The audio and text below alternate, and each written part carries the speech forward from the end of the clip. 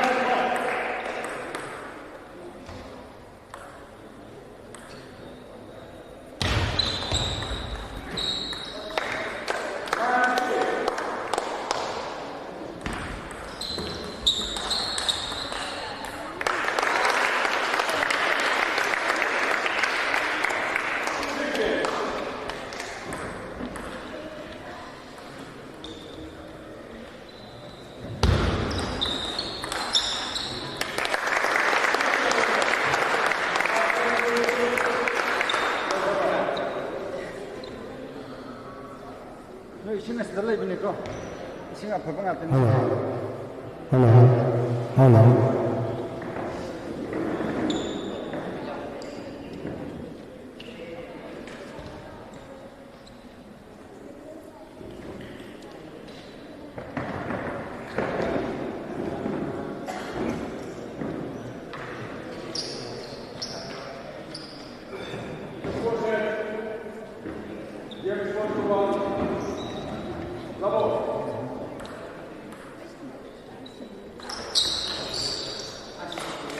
Hello. Hello. Hello. Hello.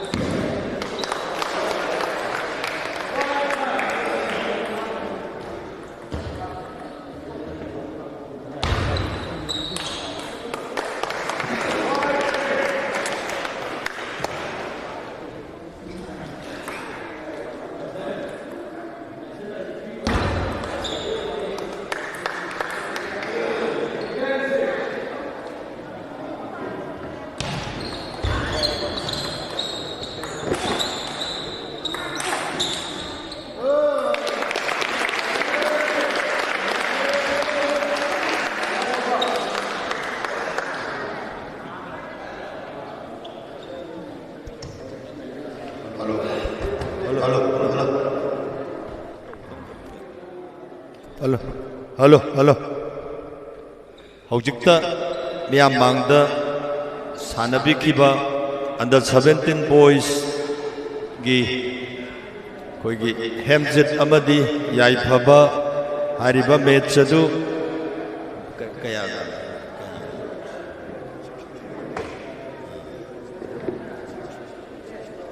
3-1 match adu best of 5 na deciding oiba match adu 3-1 da koigi yai phabana hemjet pu thoikre maram aduna under 17 boys ki final adu yai phabana laukre aduga runners up na hemjet na takre animak WYC hariba club adugi sanaroi adudagi thokpa sanaroi ni mathangsi under 17 girls sanabiga dabi player ani edudi Ria Elite amadi KH Loya Lembi hariba sanaroi asisu Elite Thawal Khetri Lakai da leiba dugumba sanaroi table tennis ki sanaroi bu thawai haksang yauna yokhat piriba adugumba club amakakni hariba club adudagi sanaroi animak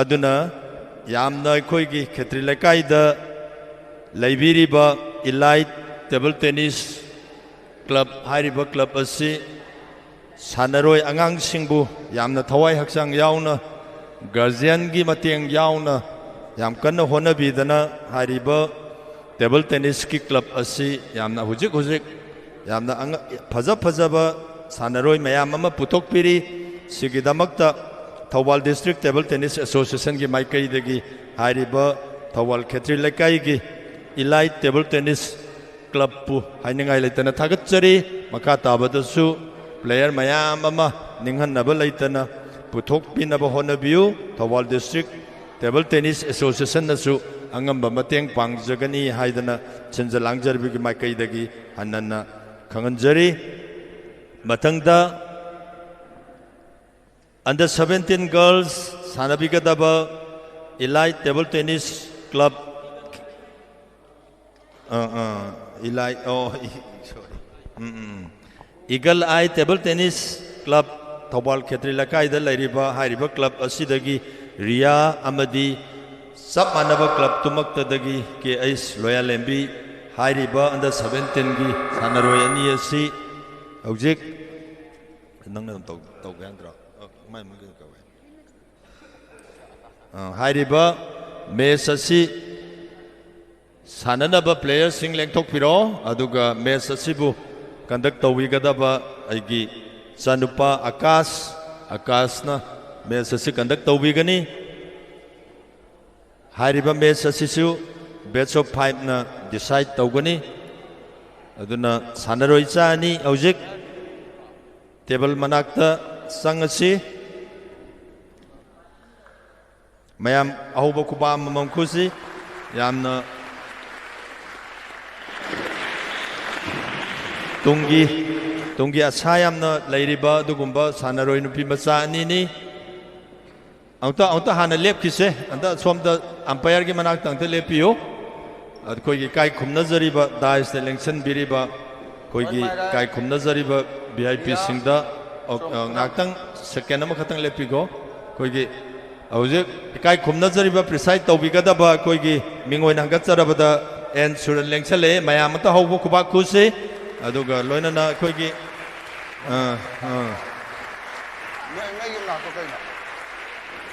thagatsari sir matam sana yaubirakpa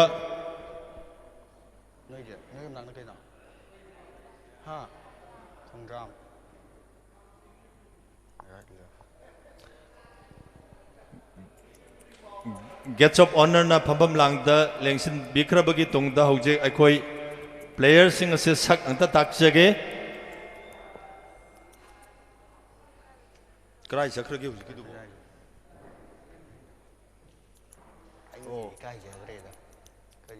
Loya Lembi khutangkache Loya Lembi aduga maga sanagadorubisi Ria aduga match asi conduct tawbigadaba Akash hojik state umpire aduga match asi haunana bai umpire da khusin nazari Okay. Ani kana to ahamada kana sana ko. Sesor ball kana to. Toss kana to. Sar na koi kana ko ti. On to sir. Coin Nate toss to ka mai na pam kana.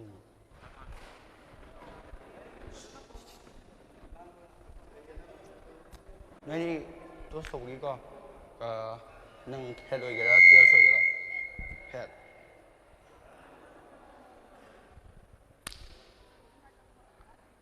ta nang sa adudi nang service tawdera receive tawdera service my center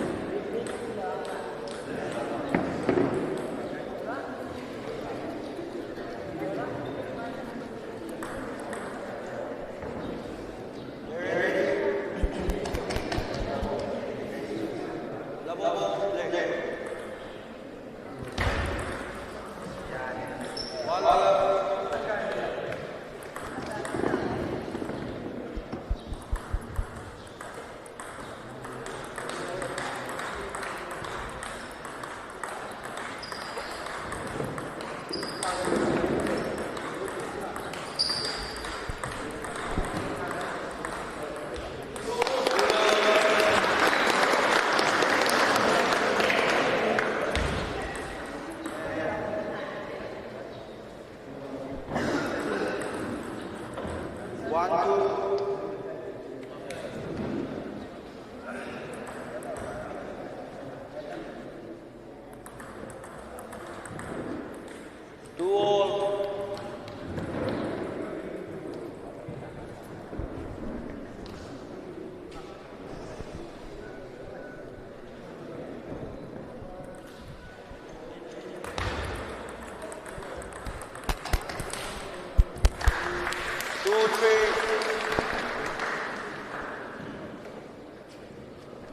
Hello.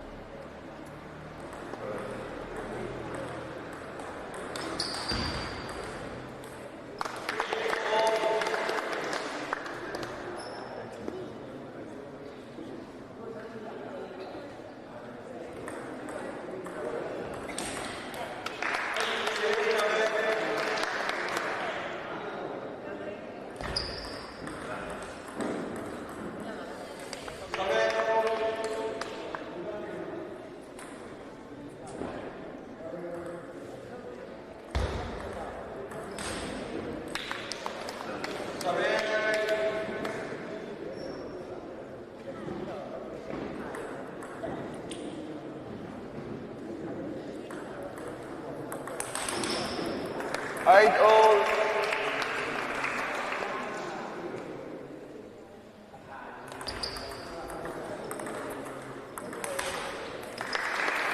Nine, 8-9.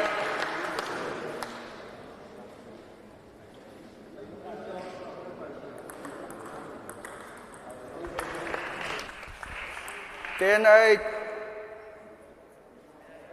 Game point.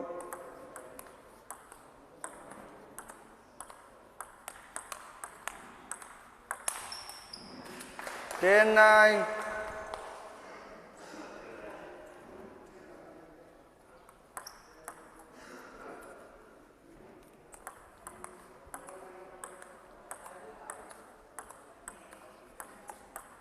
Ten all, deuce.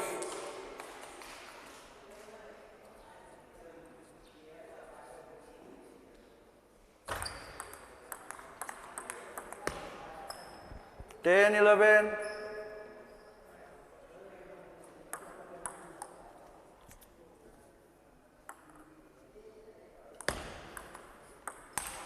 Okay. 12, 10.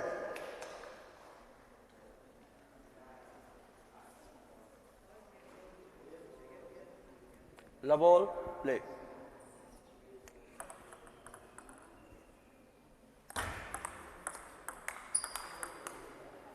One love.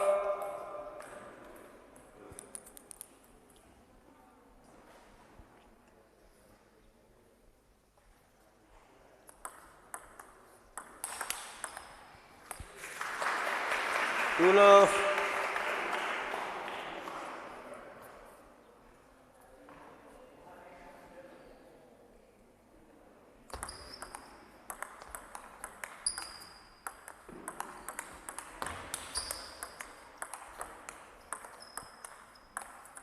Three love.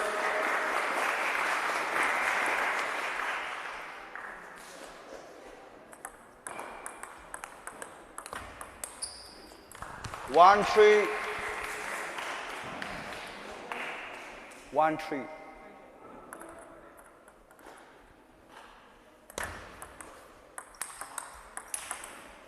Two, 3.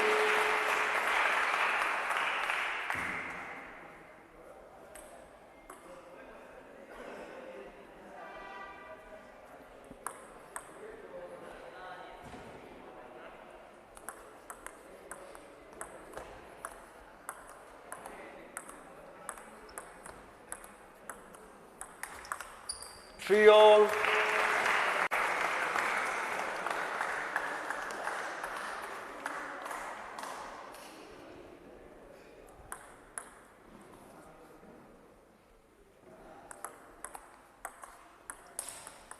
Four, 3.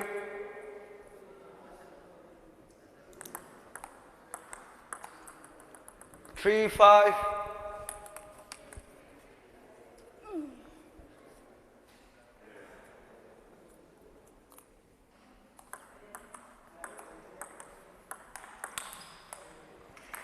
Four, 5.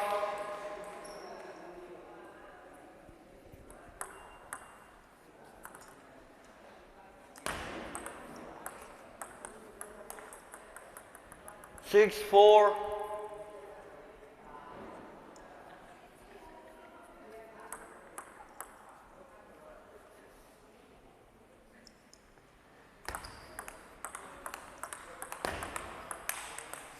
Seven, 4.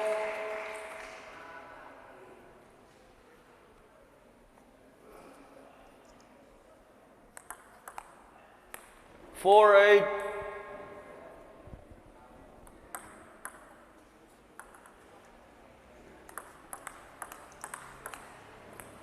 Four, 9.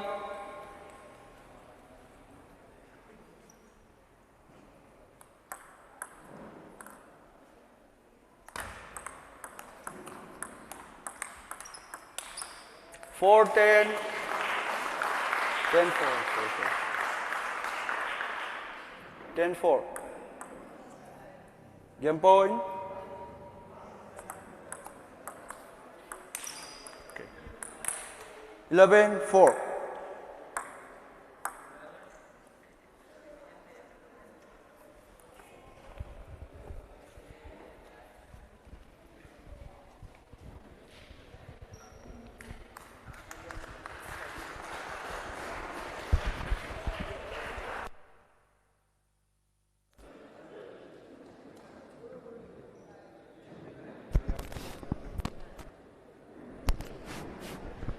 ꯌꯥꯗ꯭ꯔꯦ ꯅꯪ ꯍꯧꯖꯤꯛꯀꯤꯗꯣ ꯁꯤꯒꯤꯁꯤ ꯀꯩꯅꯣꯝꯃ ꯂꯩꯕ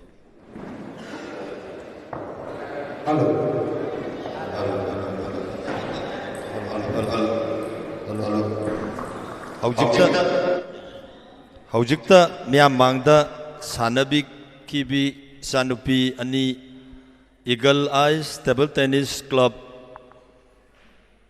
Aꯒ eagle ice table tennis club Bꯒ ꯍꯥꯏꯔꯤꯕ club ꯁꯤꯗꯒꯤ ꯁꯥꯟꯅꯔꯣꯏꯁꯤ ꯌꯥꯝꯃꯟꯈꯤꯗꯅ A B ꯈꯥꯏꯗꯣꯛꯆꯔꯒ ꯑꯩꯈꯣꯏꯅ ꯀꯩꯅꯣ ꯇꯧꯖꯕꯅꯤ Aꯗꯒꯤ ꯁꯥꯟꯅꯕꯤꯈꯤꯕ ꯑꯗꯨꯅ ꯑꯩꯈꯣꯏꯒꯤ ꯔꯤꯌꯥ ꯅꯤꯉꯣꯝꯕꯝ ꯍꯥꯏꯔꯤꯕ Aꯒꯤ ꯔꯤꯌꯥ ꯅꯤꯉꯣꯝꯕꯝ ꯑꯁꯤꯅ Bꯒꯤ KH ꯂꯣꯌꯥꯂꯦꯝꯕꯤꯕꯨ ꯁ꯭ꯇ꯭ꯔꯦꯠꯇ 3-0ꯗ ꯕꯦꯠꯁ ꯑꯣꯐ 5ꯀꯤ ꯗꯤꯁꯥꯏꯗꯤꯡꯗ ꯃꯥꯏꯊꯤꯕ ꯄꯤꯗꯨꯅ ꯔꯤꯌꯥ ꯅꯤꯉꯣꯝꯕꯝꯅ ꯋꯤꯟꯅꯔ ꯑꯗꯨꯒ KH ꯂꯣꯌꯥꯂꯦꯝꯕꯤꯅ ꯔꯟꯅꯔꯁ ꯑꯞ ꯑꯗꯨꯅ ꯃꯊꯪ ꯑꯁꯤ ꯂꯧꯈꯠꯆꯒꯦ ꯑꯟꯗꯔ 13 ꯕꯣꯏꯁꯒꯤ ꯁꯥꯟꯅꯕꯤꯒꯗꯕ ꯄ꯭ꯂꯦꯌꯔ ꯑꯅꯤ ꯑꯗꯨꯗꯤ ꯍꯥꯏꯔꯤꯕ ꯍꯧꯖꯤꯛꯇ ꯄꯟꯖꯈꯤꯕ ꯊꯧꯕꯥꯜ ꯈꯦꯇ꯭ꯔꯤ ꯂꯩꯀꯥꯏꯗ ꯂꯩꯕ ꯑꯗꯨꯒꯨꯝꯕ club eagle ice table tennis club ꯍꯥꯏꯔꯤꯕ ꯀ꯭ꯂꯕ ꯑꯗꯨꯗꯒꯤ ꯄꯨꯊꯣꯛꯆꯕ ꯏꯆꯥ ꯑꯦꯝꯕ꯭ꯔꯣꯁ ꯑꯗꯨꯒ KIC ꯈꯦꯂꯣ ꯏꯟꯗꯤꯌꯥ ꯁꯦꯟꯇꯔꯗꯒꯤ ꯑꯩꯈꯣꯏꯅ ꯁꯥꯟꯅꯔꯣꯏ ꯁꯦꯝꯒꯠꯆꯔꯤꯕ ꯑꯗꯨꯗꯒꯤ ꯑꯩꯁ ꯖꯤꯅꯦꯠꯁ ꯍꯥꯏꯔꯤꯕ ꯄ꯭ꯂꯦꯌꯔ ꯑꯅꯤ ꯑꯁꯤꯅ ꯑꯟꯗꯔ 13 ꯕꯣꯏꯁꯀꯤ ꯐꯥꯏꯅꯦꯜ ꯁꯥꯟꯅꯕꯤꯒꯅꯤ ꯍꯥꯏꯔꯤꯕ ꯃꯦꯆ ꯑꯁꯤꯕꯨ ꯀꯟꯗꯛ ꯇꯧꯕꯤꯒꯗꯕ ꯁ꯭ꯇꯦꯠ ꯑꯝꯄꯥꯌꯔ W ꯂꯟꯊꯣꯏꯕꯁꯤꯡꯅ ꯍꯥꯏꯔꯤꯕ ꯃꯦꯆ ꯑꯁꯤ ꯀꯟꯗꯛ ꯇꯧꯕꯤꯒꯅꯤ ꯑꯗꯨꯅ ꯍꯧꯖꯤꯛ ꯇꯦꯕꯜ ꯃꯅꯥꯛꯇ ꯂꯦꯡꯁꯤꯟꯕꯤꯔꯁꯤ ꯑꯝꯕ꯭ꯔꯣꯁ ꯑꯃꯗꯤ ꯖꯤꯅꯦꯠꯁ ꯑꯗꯨꯒ सिगुम्बा मैच असिबु कंडक्ट तौबिगदबा W लंथोइबा स्टेट अंपायर काई खुमनजरिबा दाइस लेंसन बिरिबा डिग्निटरी सिंगदा सक अंत ताक्सगे एम्ब्रोच को थाकलो Eagle ice table tennis centre की अदुगुम्बा यामना टैलेंट लैबा अदुगुम्बा यामना आशा चाउरिबा अदुगुम्बा सानरोइनी अदुगा मथंग असिना खेलो इंडिया सेंटर दगी बहुत सिनबिरिबा आइस जिनेज मार्क असिसु यामना अखोइना आशा यामना थम्मिबा अदुगुम्बा सानरोइनी अदुगा मैच असिबु कंडक्ट तौबिगदबा W लंथोइबा स्टेट अंपायर खु थागतसे हौजिक मैच असी हौननबा अंपायर द खुद सिनजरी खुद सिनजरी ngakpigani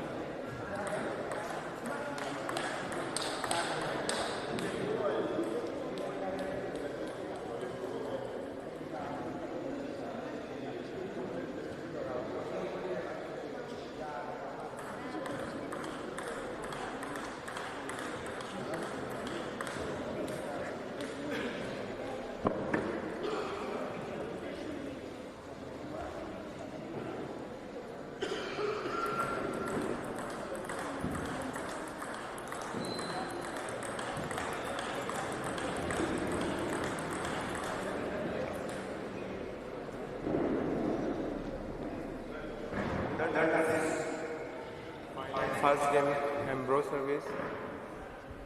Labon, play.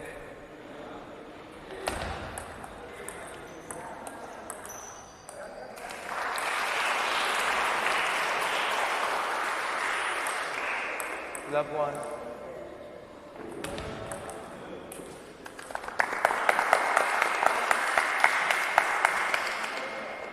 Service ends 1-all.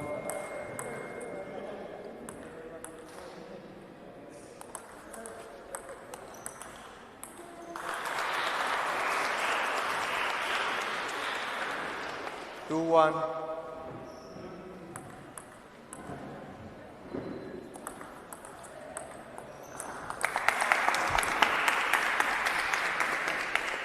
Two all.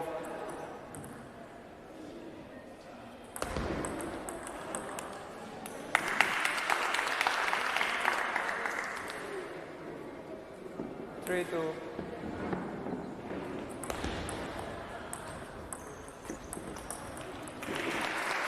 Three all.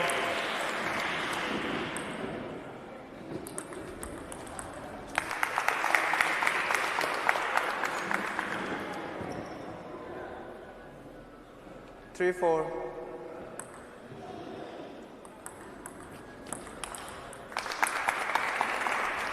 Five three.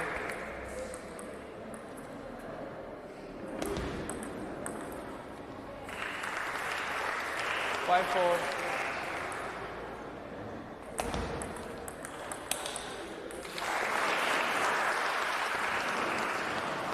Five all.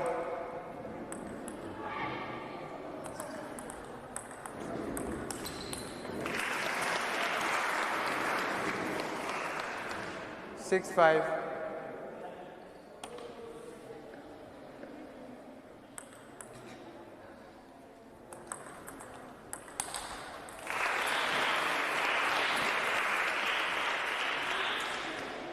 Five seven.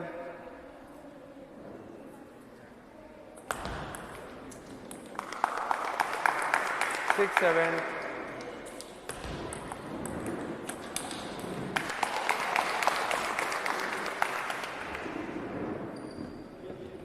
Seven all.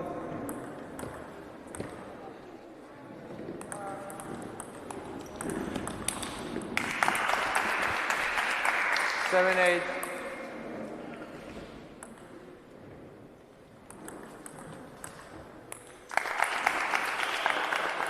Nine seven.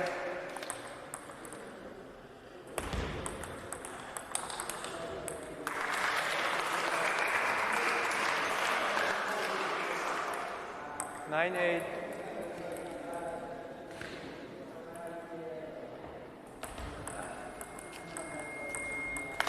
8-10.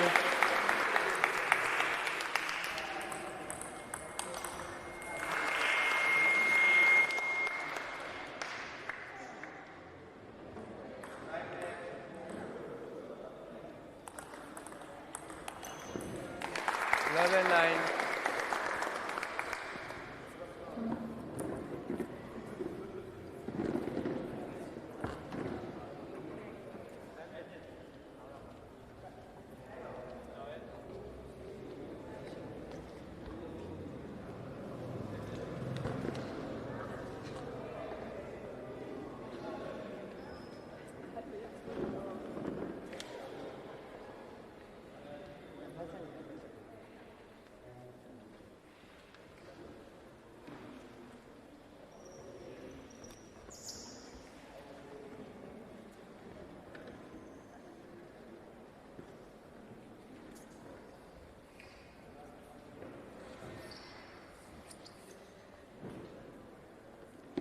Second game.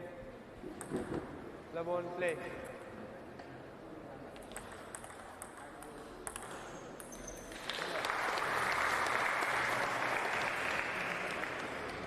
One love.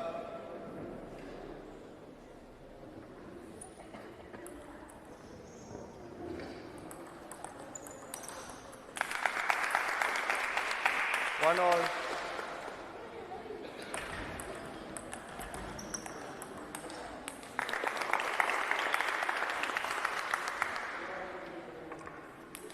Two one.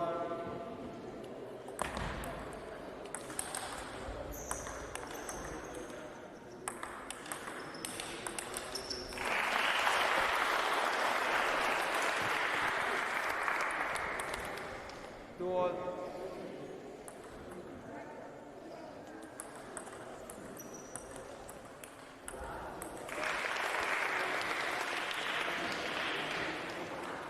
3-2.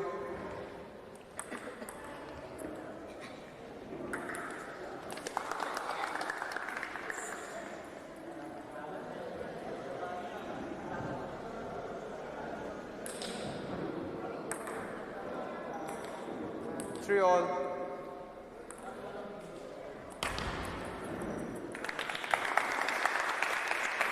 Four three.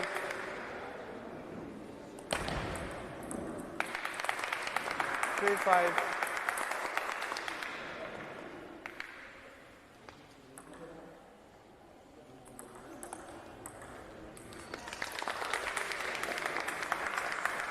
Three six.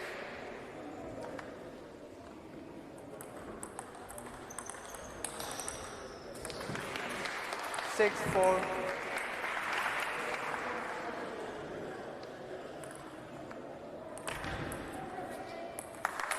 7-4.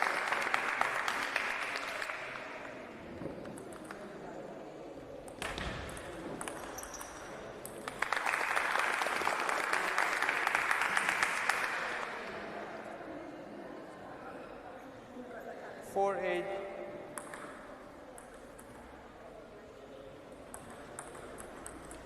5-8.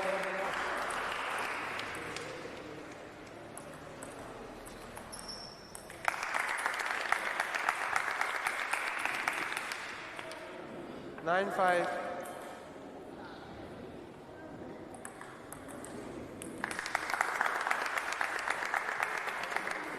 10-5.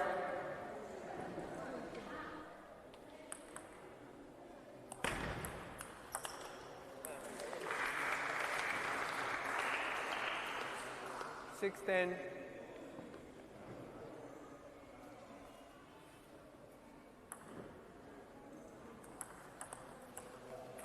11-6.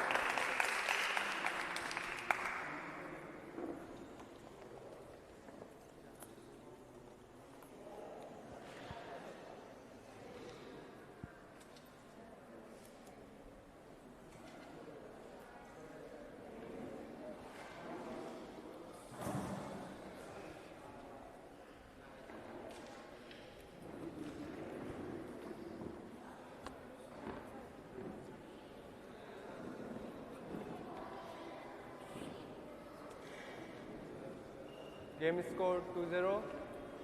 Third game, the ball play.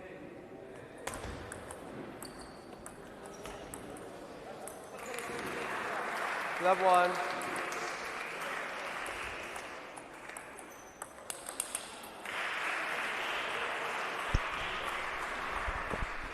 Hello, hello. Two love.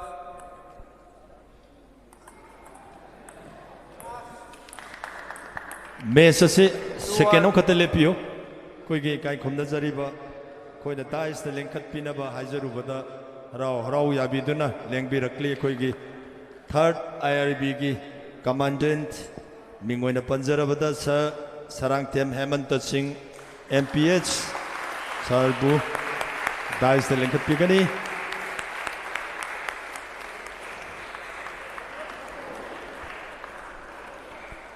थागतचरी सा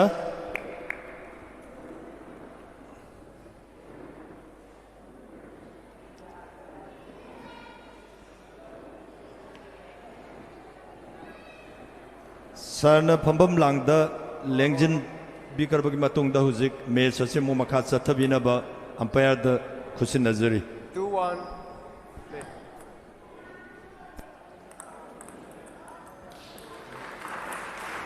1-3.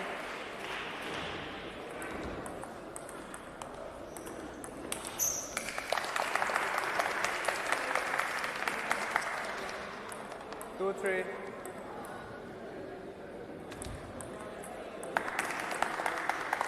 3-all.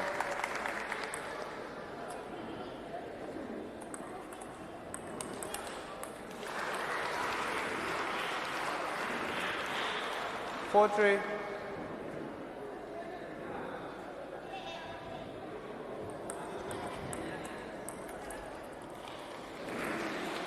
3-5. 4-3.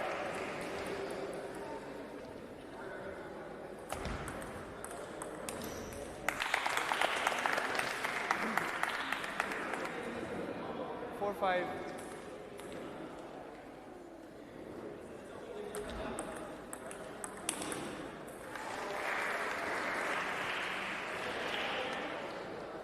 Six, 4.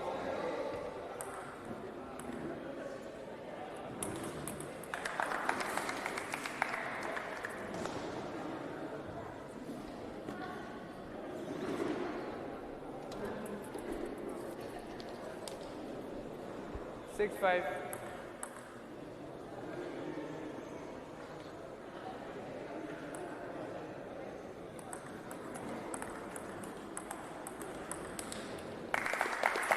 Six all.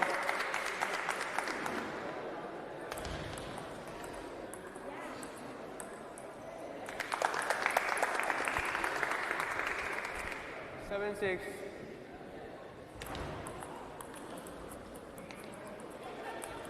Seven all.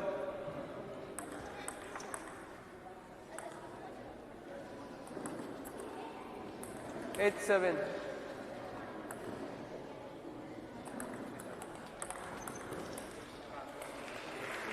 7-9.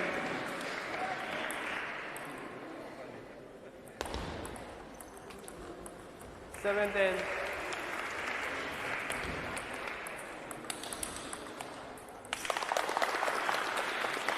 10-8.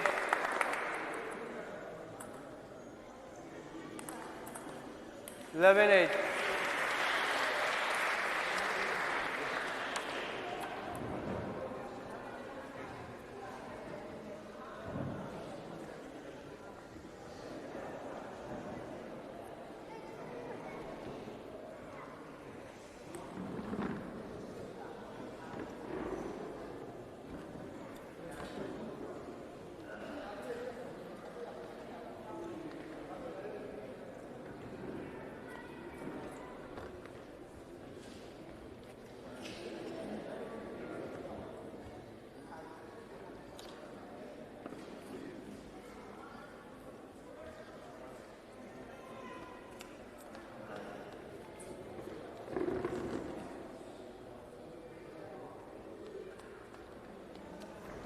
4th game. The ball play.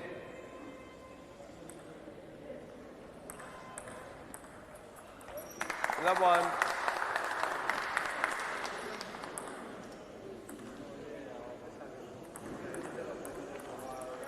Two love.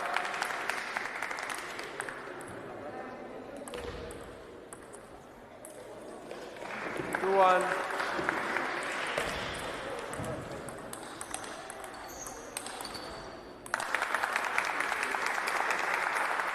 One three.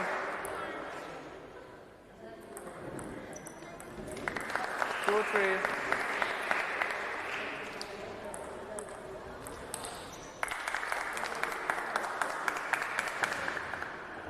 Four two.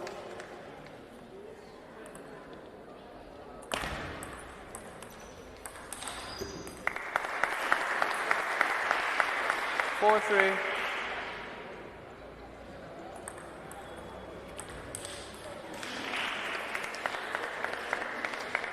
Four all.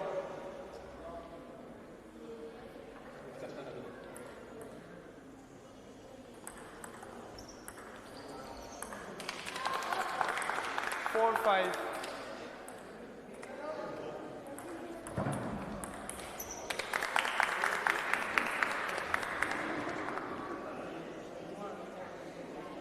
Six four.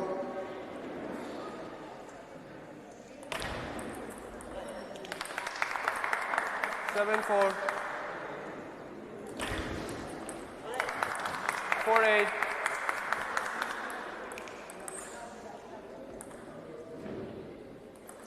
Net.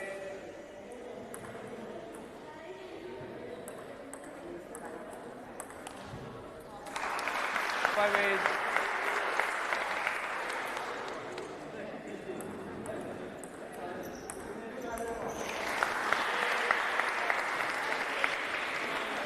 8-6. 8-7.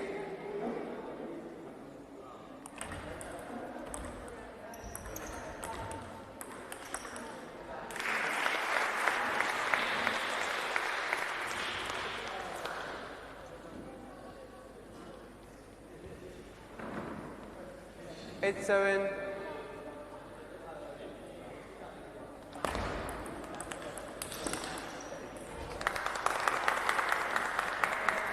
7-9.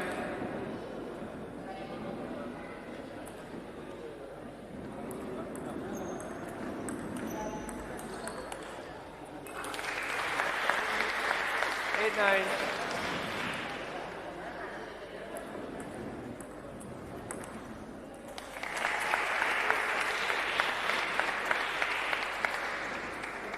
9-all.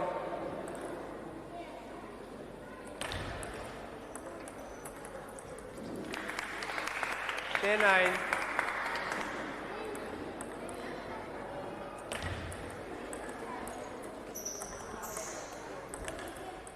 10-all.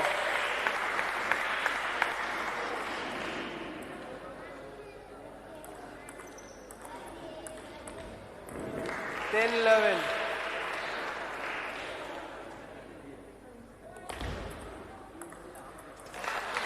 12-10.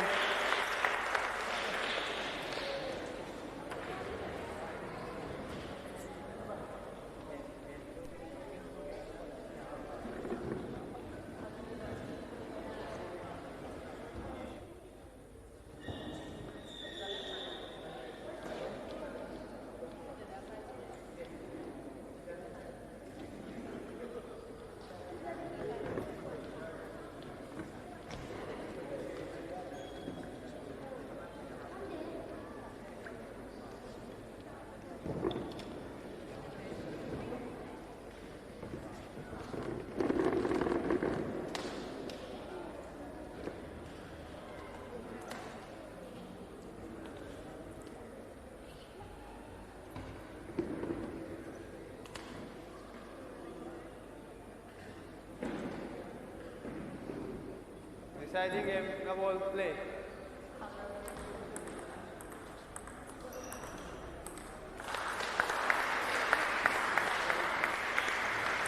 Love 1.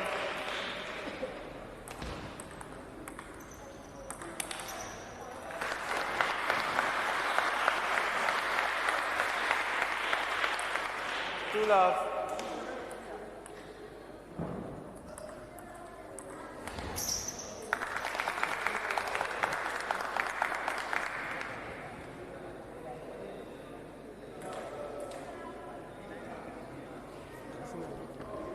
2-1.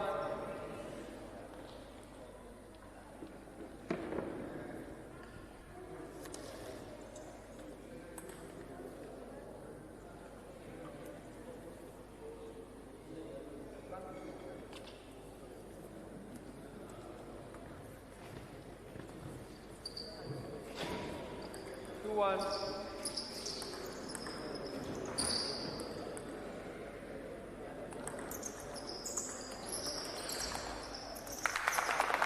2-all.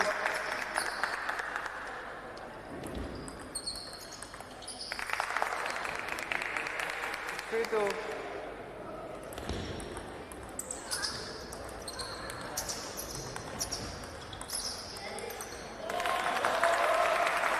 2-4.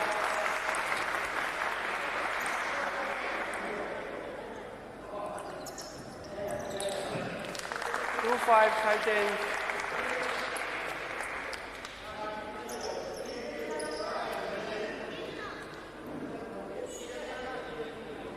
2-5.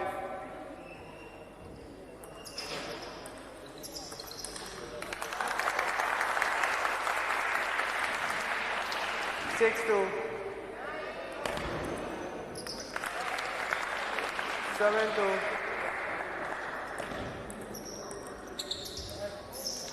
3-7.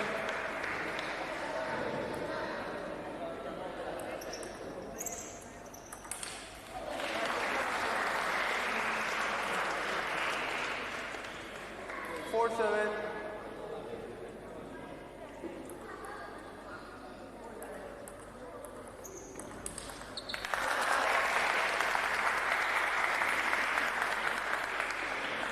8-4.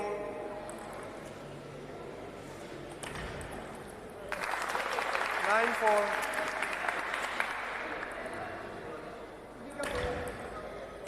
4-10.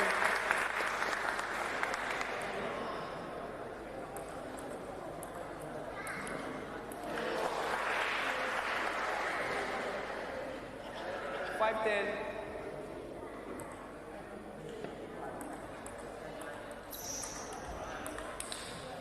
11-5.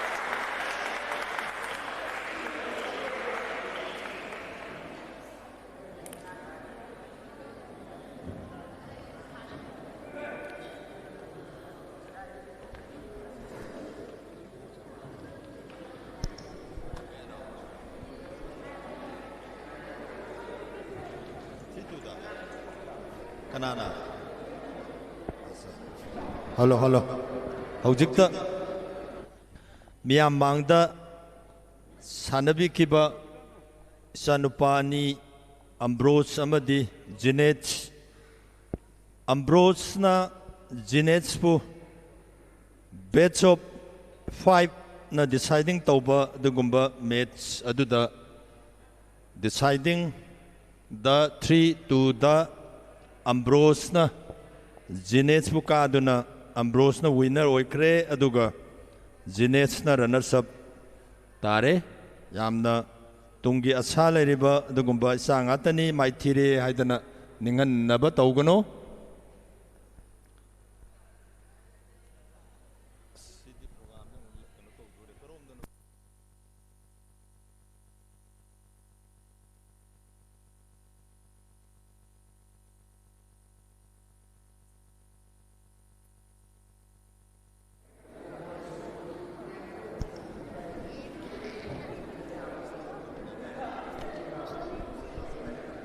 Hello, hello. कोई की Thoubal district table tennis association की honorary secretary doctor A K Bojen मितई यारगदी सोमदा hall मनुंगदा अंतंग लेंगसिन बिरो कोई की programme से मखा यामना थुना चथजनबा कोई तंजादु सार याउददना यादब खर लेरे मरमदुना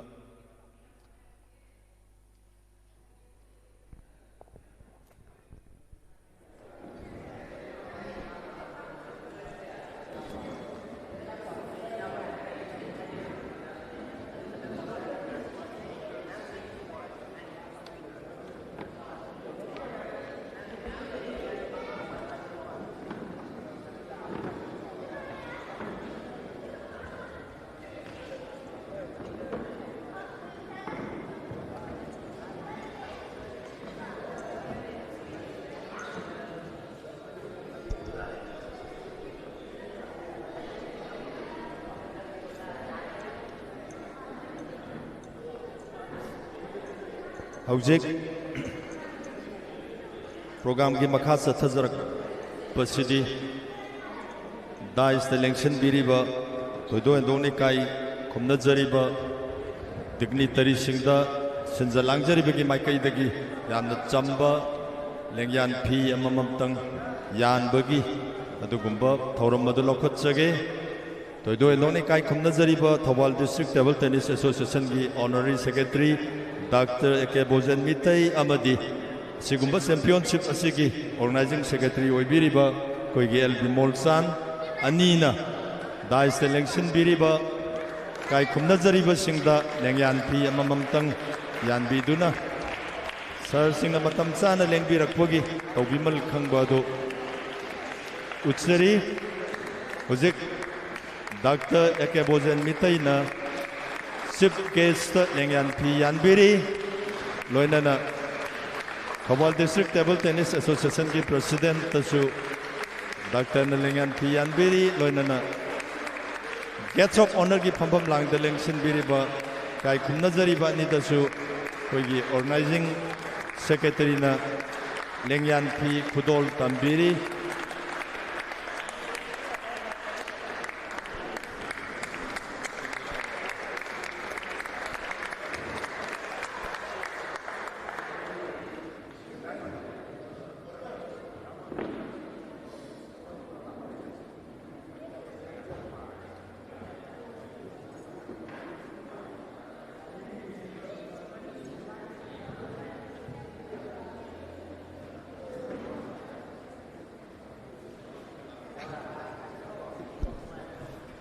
Hello. Hojiksi program ki matungina kai khumna jariba sigumba championship asigi organizing secretary ki thau pubiriba aigi nuksizaraba inau el bimol sanbu ngasigi asigumba championship asigi taram na wokpagi amadi achamba report ama thambiranaba dais ta kauksinjari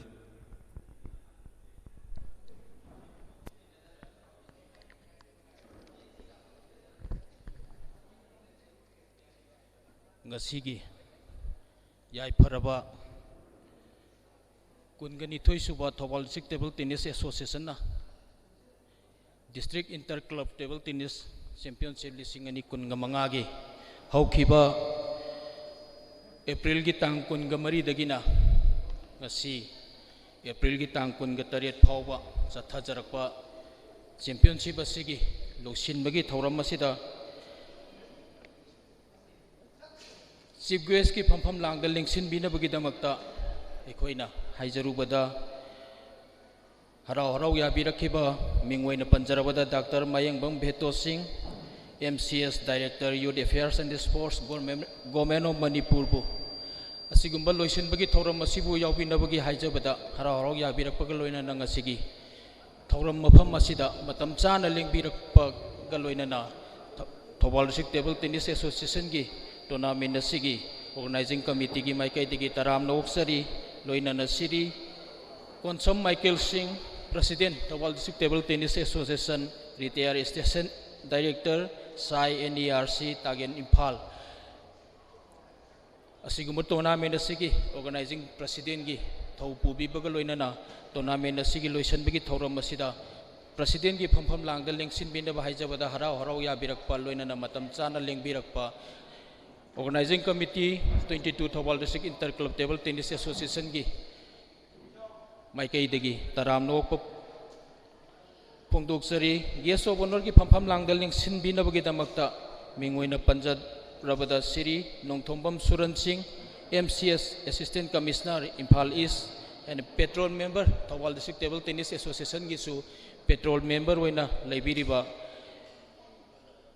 mingoina panjarabada nongthombam Suran asigumba loisin bagi thoram asida guest of honor gi phampham langda lingsin bidaba yade haidana organizing committee gi maikai degi haijarubada harau harau ya birakpa loina na matam chana asigumba thoram asibu yawi bagi damak taram na oksabaga loina na kognona khurumjari loina na Siri Sarangthem Hemanta Singh MPS Commanding Officer Thar IRB Khangabok Thobal asigumba tournament asida ai samak saruk yadaba yade loina na silliba tournament asida achoba thodang lauduna ai samak sanadaba yade haiduna sanakhibaga loina na siguma tournament asida su loisinbagi thoram asida su saruk yabiu haijarubada harau harau yabiraktuna ngasigi thoram asida saruk yabiba organizing committee gi maikai degi harau ba phongdok sabaga loina na welcome tawjari loina na ngasigi lengbiraiba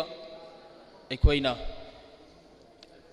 baton kacharuba invitees sing loina na players sing affiliated club mingwaina panjarabada Eagle Eye Table Tennis Association Khetri Lekai Wangmataba Youth Club loina na P3 Academy gi coordinator KIC gi coordinator in charge punamakna asigumba tournament asibumba pungphan nabagi damakta player kaya puthok piraktuna sanabada yauhan bikhipa loina na ngasige ocean bagi thoram asida matam chana saruk yahan bibagi damakta taram na oksari loina na ngasigi lengbiraiba Manipur Table Tennis Association gi Thobal District Table Tennis Association gi di parent association oibiriba Manipur Table Tennis Association gi secretary mingwaina panjarabada Sri TS Jenta loina na treasurer Sri T Sana Jawba Singh loina na tamo PO taram na Thobal District Table Tennis Association gi maikai degi welcome tawjari loina na lengbiraiba Table Tennis Association bu nuksi bidino lengbiraiba players sing guardian sing mabung mopa sing official sing punamaku ngasigi thoram asigi mang haurakpagi haurakpaga loinana welcome tawjari loinana makha chathajarakpada tournament asigi samlappa tentakpa wai khara organizing secretary ama oina thamjage sigumba tournament asi hogdongna bo honabada kayarag hanna Thobal District Table Tennis Association gi nuksijarabai executive committee gi meeting phamduna tournament asi amuktang pangthokpa ngamnabo honasi haibagi wakhallon ge loinana Thobal District Table Tennis Association gi executive committee na khannajaraba matungda hojik leiriba Manipur gi situation asiga mari leinana tournament asi karmaina pangthok sige hana khannarakpada akhoi na ngamjaba khara khara di puthoknaraga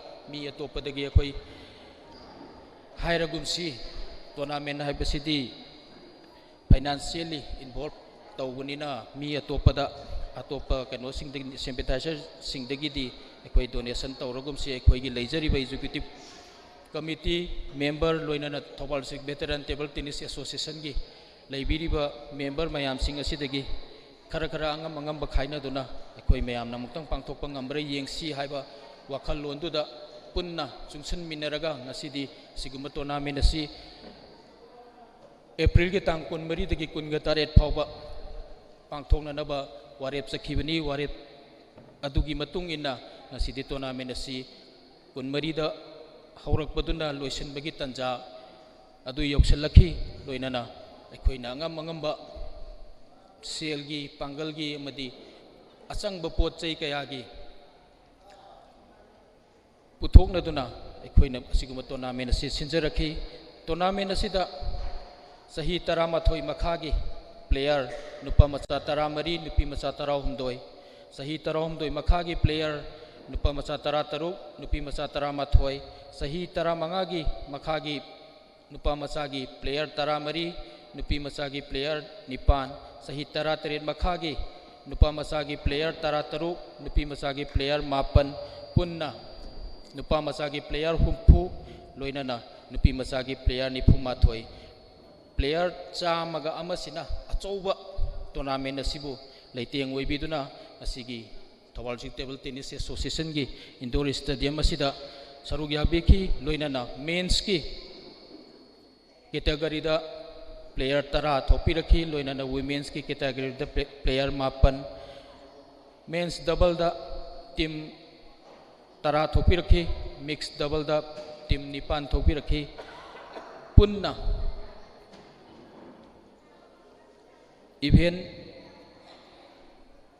taruk asida player chamaga nifu mungna sarug yabeki aduna asiguma tournament asi Thobal District Table Tennis Association na sinjabada mai pakle haina khanjabaga loinana tournament asi ngasi gi phibam asida mayam gi mamangda final gi tanja tu yoksal halakhi bani asumna aikoina Thobal District Table Tennis Association na lamdam asida leiriba sanaroi singbu yokhatjabaga loinana table tennis masanabu sanaba pambiriba isa isu sing isilinau sing loinana senior sing hana sanab biramba kayabu amuk hanna ningsing handuna asiguma tournament asi pangthokpada aigi nuksijaraba iyamba sing ahallaman singna achouba mating kaya ama pangpiraktuna mai pandaba yati haibatu ngasidi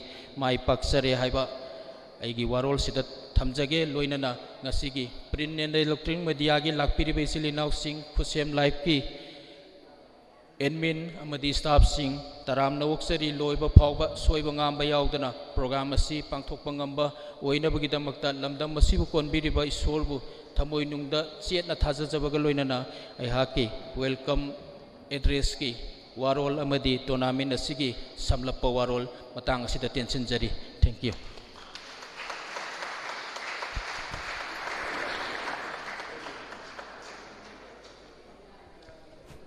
Hello. Matanga City Manipur Table Tennis Association parent body oibiriba association asidagi lengbirakliba koi khwainai kai khumnajariba mingwan hangatjarabada Sir T.H. Jayanta Singh Honorary Secretary Manipur Table Tennis Association amadi Sri T Sanajawba Singh Treasurer Manipur Tribal Tennis Association Amadi Sri Priyo Honorary Secretary District Table Tennis Association Impal East Kai Kumnazariba Ohumbu Daista Lenkat Pigani Aikoigi Organizing Secretary na Sara Ohumbu Kai Tawigani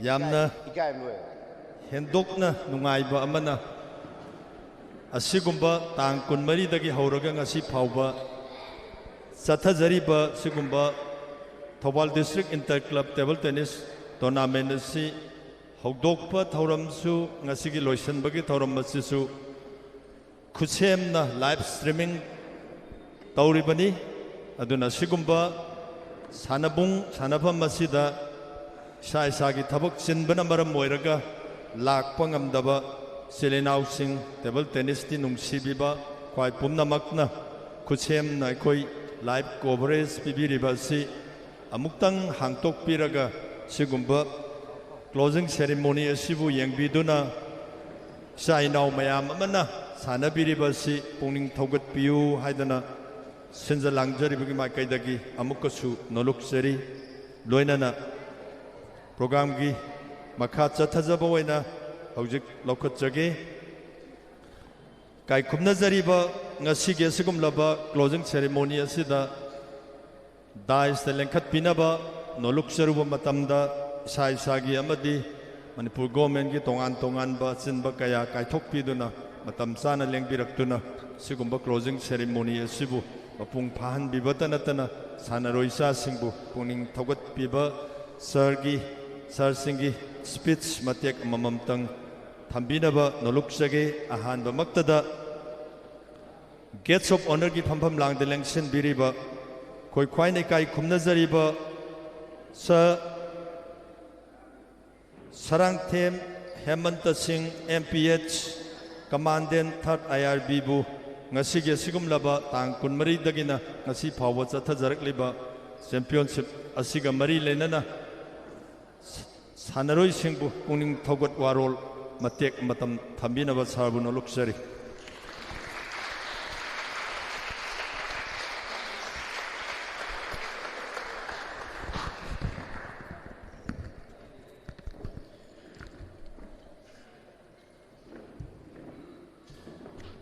Mayam Kudima Pui Kaikum the Bocheri Maruna Dice Pambieba Ikaikum the Matiksaraba Director Yas Dr. Mehman Beto President Konsam Michael Amo Agi Maru Nongdamam Suran Amadi Aina Saidi Kale Karino in a Ngang do Shibu Ngana Wangi of the Isina Panina Aibu Lekaida Kutparaga Zaurba Tai Nauna Tamojentana Life of the Kakale. Thank you so much. Tai now Tam Aina Tai Laquid Tai now go e, Aquilagagi, Tai now Agi, Okay Ozamiam lady. Mam the Kaishum of study. Labiam Pavning a sea, a Sigumava Tebaniski program da Ibus Minor guest owner in the Kobi. Yam Sanang way Mating Hizage. Number 1, Akui Shida parents can yauri. I had so was our parents can yauri, parents attraction pig. Has got a parents Tushanto Haidu never. How you know Angang Zing Tebani Tara in you? Tushanto Hai Deva Angang Tebani thinking Aransu, I know what of the parents Amani, don't Pama Louisbook, Adam Ying. Aina Sakpase, Hazukan tuition, Isham Ozanigo. Adurusu, Penisa Sumaina, Angang Singna Sumaina, Temanin Sanamatam, the Togopi was here. Masisu Aquina, you visit Hagi Hero, Natraga, IS Hagi Hero, Siju competition never. Siju competition there. Aqui Sabeto, Sasuran Hangani, Siju competition, Siju training never. Other parents in the Sida. Isa Sing Laga in a Puning Togolagasida, Pambiris, parenting the number 1. I am Tagatapui इसासिंग अगर ngarangsु अखोई तामो केनोदा हाइजबने अइना ओजाम मोइनोदा अंगांग अनोबतो उतेना ngarang hai ko ina ko angang se anop to utiena angno pai si handicap ni ada silari ba akhui isai nong ngan so anop pre ne opte ba ada ai parenting na number 1 ai khoirum jari da khoina sumain taroga angang sing sumaina phambi raga sidaga khoina ngang ise isa sing ni dal lai ni tuition din mo sa mani si taw biyo thagasi amana akoi director sab yaw nge da khitang na yok si handak se akoi je kerala da sponsor bane medal ga phangai ne ai thazan mane medal phangai kari incentive lai ge na kam khumakte ado khoi di police ni paisa gar pai re isa gi go sida khara mangu dei ni ho se jas ki director ni akoi tawri be kholi ba magi su government ki magi tawbiya ba ya da bi manung na soinum ki le rangani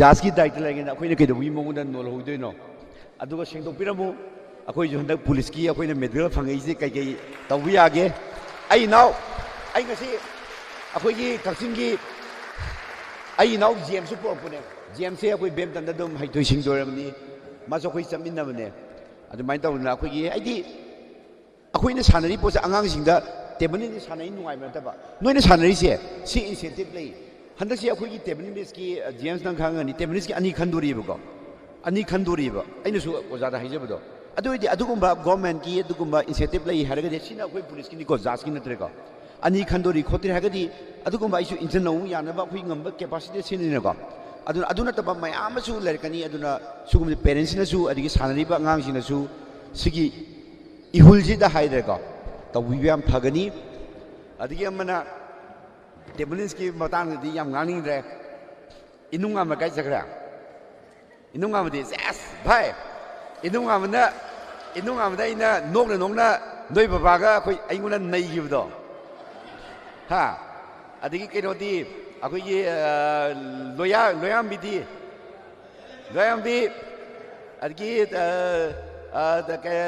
ritu dipitu ai yam hain lak panate ai noi di tamni ne but ai na lai je noi gi dam tane ko noi gi dam tani noi mateng bang ni akoi dai ju lai yengo akoi na noi ga manar sana khlei ni ado sin di yam haining de soidam ki keno da tanjab phang matam da akoi gi nakoi gi sports hai si sports mer mer ga khudam moi ram da akoi madam sari sa yori ni ama yori ni ko oja oisu lei ri aibu khud khung pai ka dak pi ri ko kam ni han ma taw gunu parents man su support to biu akoi jas dai su jauri akoi suran sai ai gi su prani yaw bi ri Thawan district tebun dis na yaifare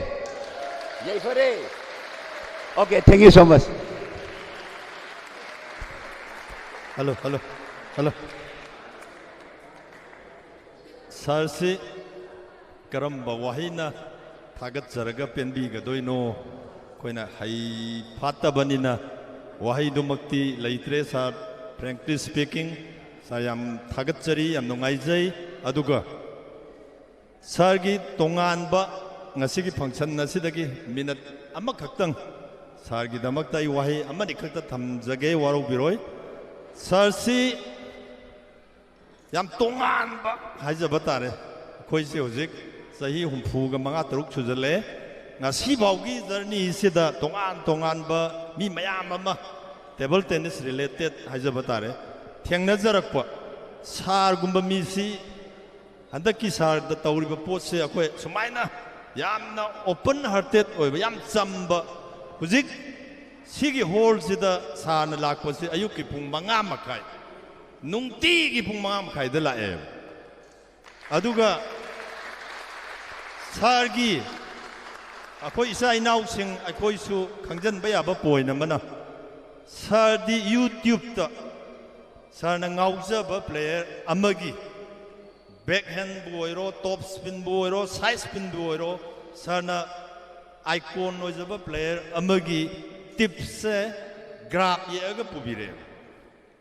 yaga pubirei table da thami aduga somnakal da akoi gi angang sing siga sanarakanda mana ngasai ngarang practice tawgiba mind da practice tawgi potse practically tawrakan sida tadrakanda amuk chenjal laga yenge ꯍꯧꯖꯤꯛꯀꯤꯗꯣ ꯈꯤꯇꯪ ꯁꯣꯏꯔꯦ ꯍꯥꯏꯔꯒ ꯑꯃꯨꯛ ꯑꯗꯨꯃꯥꯏꯅ ꯇꯧꯕ ꯁꯥꯔꯁꯦ ꯑꯗꯨꯅꯅꯤ ꯑꯩꯅ ꯉꯁꯥꯏ ꯌꯥꯝꯅ ꯄꯦꯀꯨꯂꯤꯌꯔ ꯑꯣꯏꯕ ꯌꯥꯝꯅ ꯇꯝꯖꯅꯤꯡꯉꯥꯏ ꯑꯣꯏꯕ ꯊꯧꯕꯥꯜ ꯗꯤꯁꯇ꯭ꯔꯤꯛ ꯇꯦꯕꯜ ꯇꯦꯅꯤꯁ ꯑꯦꯁꯣꯁꯤꯌꯦꯁꯟꯒꯤꯗꯃꯛꯇꯗꯤ ꯌꯥꯝꯅ ꯂꯥꯏꯕꯛ ꯐꯕ ꯍꯥꯏꯖꯕ ꯇꯥꯔꯦ ꯑꯗꯨꯅ ꯁꯥꯔꯁꯤ matam kuina Thawbal district tagi transfer chatpikiganu transfer aduna karigumbada Thawbal district tagi transfer chatpi targadi aikoi mayamna sanaroi aikoi mayam amana sargi damakta khoi Thawbal district ta leibiu haidana mari leinaba bibhag sing da khoi soi dana wakat jagani sar si yamna tangba adugumba pot amani aduna sar tungi punsida yamna nungai ai phaba nada yektaba Hena hena pangan kanba oi biu sa God loinana pangal khaktang loksing khaktang puthok piba danatana hek lakpaga aikoi gi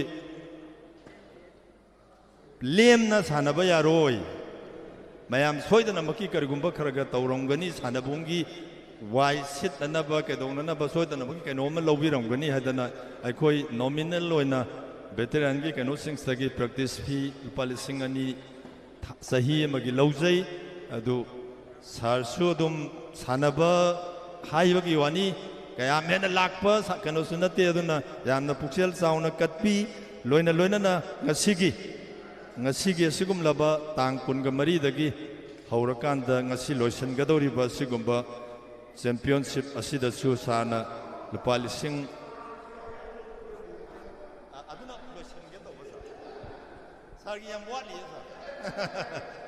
pa lising manga su yamna puksen sauna katpi masigi damakta mayam ahoba loinana ngasigi hall sida koi sama sani tinbagi marakta sana ngasai akhanna aigi sa ani isanupi ani aduga inunganba maruoina lepkhat angi basi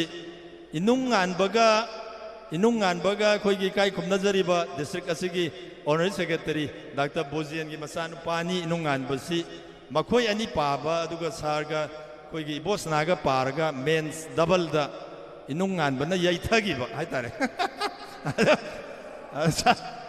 sarsi aduna adagi mix double da uziki satombi ani lepkhalakpodu aduga sarga hek sar se pung tramathoi bo practice awi office ta miwata dab jala khangti yamna thawa yaubaduni aina kana tawjari je thank you very much sir once again ada makha chathajarak posidi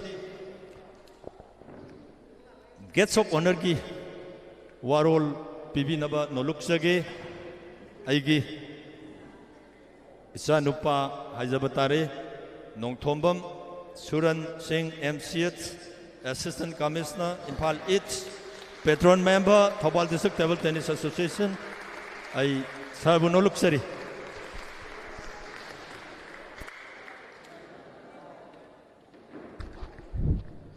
Han Baktada, Wagi, Action Viva Mam Punamapoina, Cook Nono Krumjari.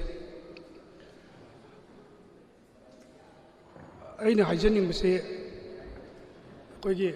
Ngasigi chief guest ko bise ko director youth affairs and sports na chief guest ko bibani mayam ngi mang da phanglengjan biri aga masi akoina barton adagi akoi request letter se personally thilu banati pau phawna raga whatsapp ta kai da dum tawna raga adumai to raga yam harau na lengbirakpa asigi da makta akoi masigi wafam je aina masigi organizing committee adagi atai lengbi raiba sanaroi sing guardian sing parents sing aduga table tennis bu yamna encourage to biriba khuding makta aina masi thamjaningba itasena di khoi gi director youth affairs and sports ki director se Imphal West ta aige sahi ani khara hena thabak sumin najarami ha mane khoi gi Thai Arabic CEO Sabsu, Akogi Hemanta Sabsu, Akoi Humji, Imphal West the Tabak Sumidara Meba, Sahi Ani Karhena. Although Akoja Ahinki Atumdi, Yumdaga, Changaga, Saka, Chana Diva, Adagi office Toroga Hector, थबक सुबह याम palm Kangu तब हाइतारे आई थोन पाबदी नाते अदुबु आई team लोइनगिबदुना थबक से कन सुरकपदुदा आइसु दुम मतुंग इनना दुम यावरुबा हाइतारे अदो थबक याम सुबह कांगूनेना आई हाइजगे मतमदुदा अखोइगी सीओ साहिबसिना कनो वे additional SP law and order Imphal west की यामना रेस्पॉन्सिबिलिटी वांगबा दायित्व याम वांगबा पोस्ट ने अहिंग सुम तुमदे अदगी कई हाइतारे अखोई लॉ एंड ऑर्डर की कई सिचुएशन सुम लापा एनी डिस्ट्रिक्ट अमगी तबसे एस पी का डी सी का अनी से कोऑर्डिनेशन याम दरकार होएबा अदे मतमदुदा अखोई डायरेक्टर साहब ना कनो होएबा एस डी ओ लमफेल होएबा मतमदुदा अदुना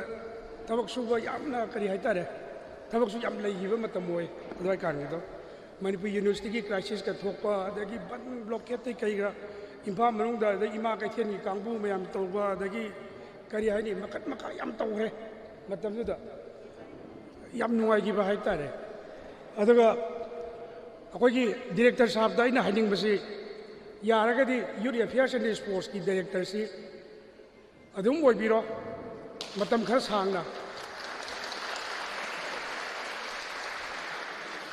खरा सांगना ओइरगदी अखोई टीटी एसोसिएशन दा खरा नुंसीना तौबिरक्तौ मानबा हाइतारे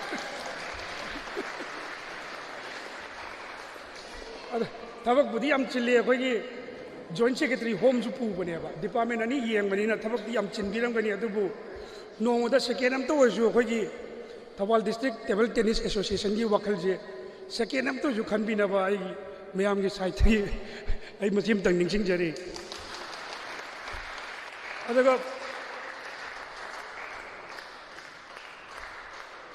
अदुगा मथंगदा अखोइगी सीओ साहिब से मसी यारगदी अखोइगी थौबाल की एसपी होइना लैनबा अमता होनबियोना आई साइड की हाइजबनी को मसिमता एसपी होइना यारदी अमतंग ले थौबाल डिस्ट्रिक्ट सिदा थौबाल की एसपी होइना लैबिरगदी सेगना अदुने हेन नुंगाइदो मानबा हाइतारेने हाइदी अखोइ मयाम की अगांगसिंग की कईगी डेवलपमेंट की कईगी अतै अतै सुम तौबदा अखोइसु अंगंबा कोऑपरेशन पिजगे मदुमता अमता अखोइगी सीओ साहिबना वखलमदा थादबियोना आई सिमतगा हाइजगे आइगी कनोदगी माइकैदगी अदगी अतोप्पा अमना अखोइगी प्लेयरसिंगदा सानरिबा अखोइगी गार्जियनसिंग पेरेंट्सिंग अदगी प्लेयरसिंगदा इना हाइजनिंगबसी पॉइंट अमनी खक्तने अखोइगी सानबा लारिक तंबा मसे अखोइगी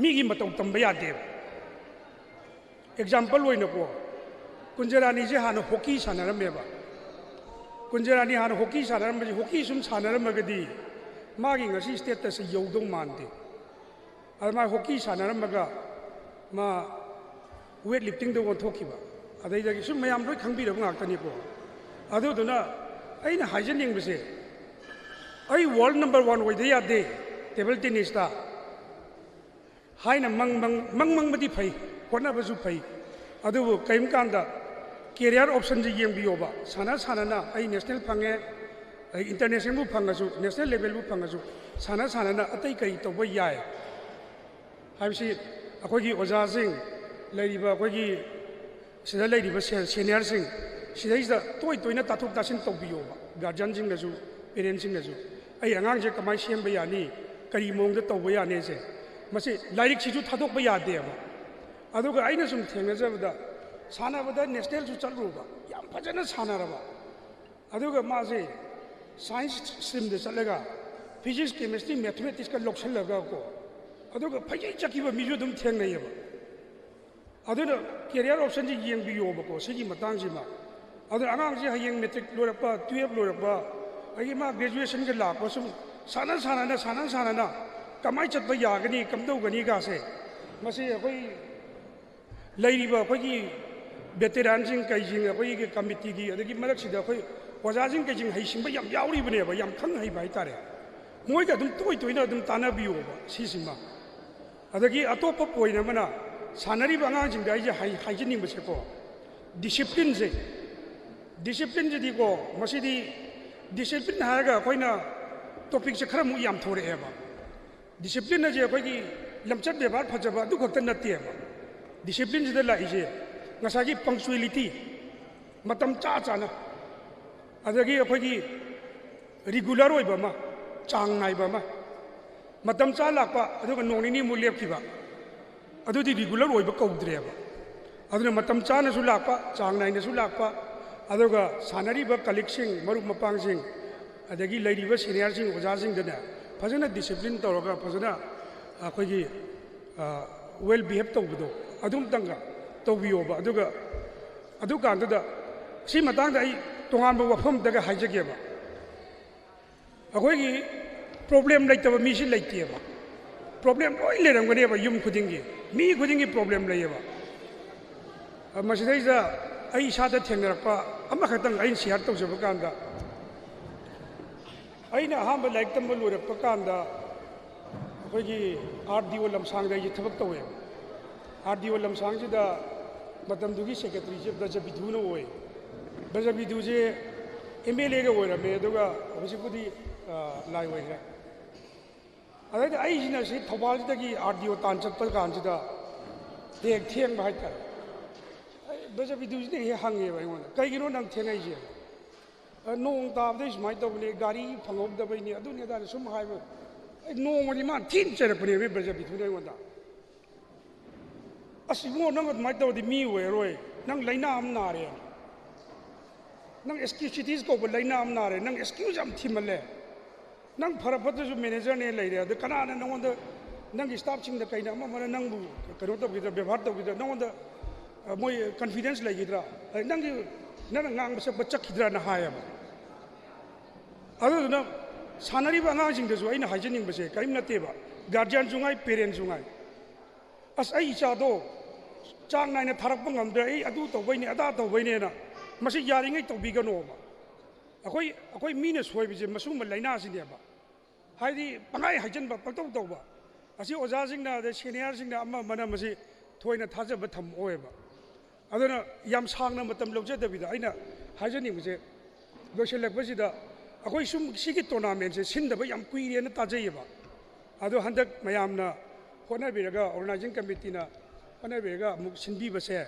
masi thamoi seng na yam nungai aduga manipur gi issue mayam loi khangbi dungai lei leina angang jing gi career manghan ba ya de na khallaga organizing committee na masi sinbi daga tawba se masi chai goding gi soidna sinbi na ba khona bi u da khoi chu angam mateng pangjage aduga loselak pada aina masi gi tournament asi sin ba se masi dei da in one way or the other adagi committee member mayam adagi khoina khang da ba yaw ga su khuding ma pu haidi khuding ma aina amona thamoi sena thagat bu phongdok chawa loina ai matang sta tension jana mayam dei ya ba jari thank you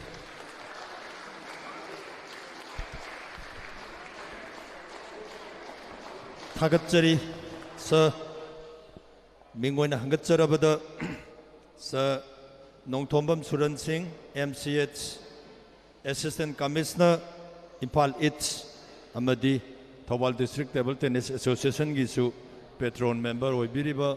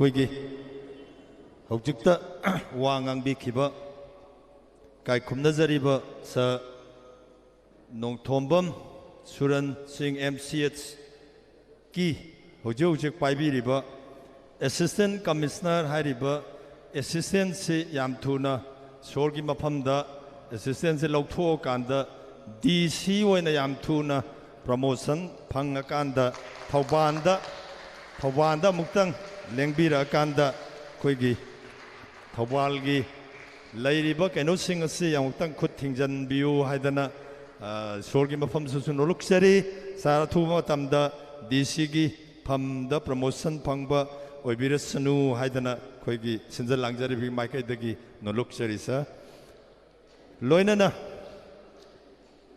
Manipur table tennis ꯑꯦꯁꯣꯁꯤꯌꯦꯁꯟꯒꯤ ꯃꯥꯏꯀꯩꯗꯒꯤ ꯂꯦꯡꯕꯤꯔꯛꯂꯤꯕ ꯀꯥꯏ ꯈꯨꯝꯅꯖꯔꯤꯕ ꯁꯥꯔ ꯑꯍꯨꯝꯗꯒꯤ ꯑꯩꯈꯣꯏꯒꯤ ꯍꯧꯖꯤꯛ ꯍꯧꯖꯤꯛ Manipur table tennis ꯑꯦꯁꯣꯁꯤꯌꯦꯁꯟꯒꯤ honorary ꯁꯦꯀ꯭ꯔꯦꯇꯔꯤꯒꯤ ꯐꯝ ꯄꯨꯕꯤꯔꯤꯕ ꯑꯩꯈꯣꯏꯒꯤ ꯁꯥꯔ ꯖꯌꯟꯇꯕꯨ ꯉꯁꯤꯒꯤ ꯑꯁꯤꯒꯨꯝꯂꯕ ꯊꯧꯕꯥꯜ district inter table tennis association 2025 asiga mari lenana sigumba closing ceremony asiga mari lenana wai manga taradang thambirinaba organizing committee gi taraptagi noluksari sa please on stage sir.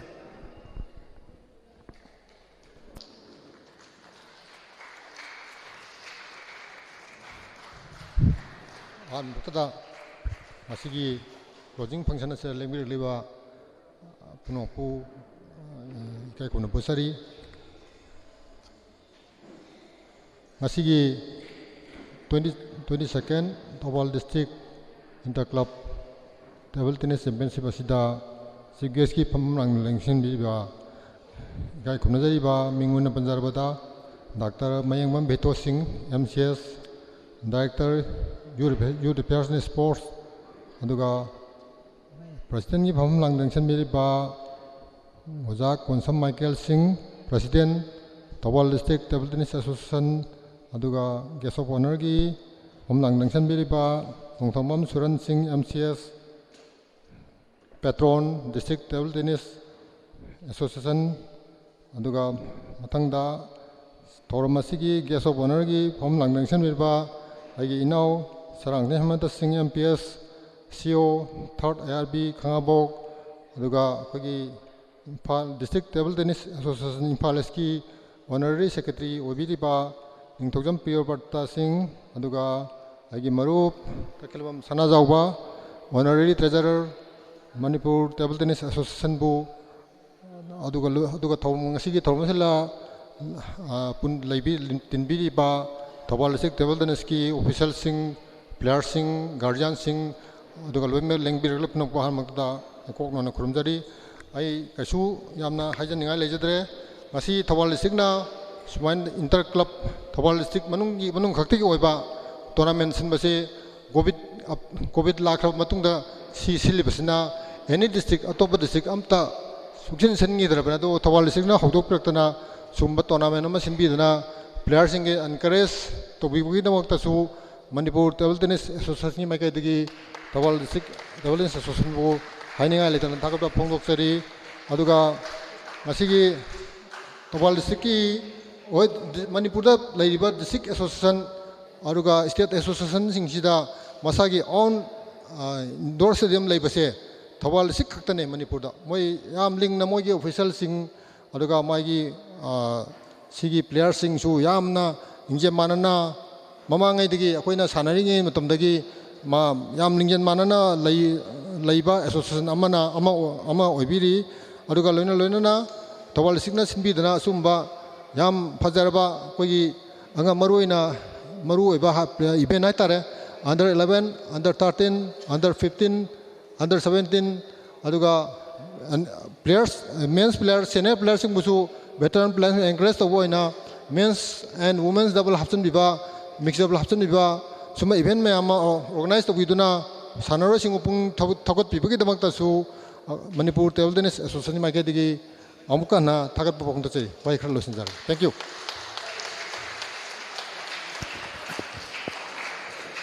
thagat charisa yamna marik sumba वही खरा थम्बीरबगीदमक्ता साबु हनना थागतचरी मखा तारकपा असिदि programme की मतुंगिना काय खुमनजरिबा ngasiगी sigumlaba closing ceremony asigi athoiba atithi ki phambam langda lengsin biu na haijarubada rau rau yabiduna yamna matam chana second ama bau soina dana haijaba tare lengbiraktana lengsin biriba sir mingwaina hangatcharabada Dr. Mayangbam Beto Singh MCH Director Youth Affairs and Sports Government of Manipur bu sir gi Chief guest ki warol thambina bano luxury sir. Ahan maktada lamdam sibu konbiba ibudo wendau anibu kurumjari ngasigi kungani thoi rak suba Thawal District Inter Club Table Tennis Championship 2025 ki closing function da Mayai Tangbanda Lengsin Biriba Waza Konsam Michael Singh Guest of Honor ki phom langda Lengsin Biriba Agiyamba Nongthomam Suran Singh aduga ai hek takpirakpa ai Waza Sarang Them Hemanta Singh CEO 3rd IRB Manipur Table Tennis Association ki maikaidagi lengbirakliba Honorary Secretary na luchingba Waza Ahumakpu Anwar Maktada Ikai Kumnaba Uchari, Rena Mang the Lengsin Biriba, Table Tennis Pu Sogot Piba, Sanabu Sogot Piba, Halamanjing, Petronjing, Aduga Donor Viva Mayam, Nasigi, Final Match the Saruga Biriba, Player Sing, Championship as the Saruga Kiva, Player Singi, Mama Pau Sing, Quaipuno Pu Ikai Kumnaba Uchari. Tasengna sai Waza Hemantan su haibigre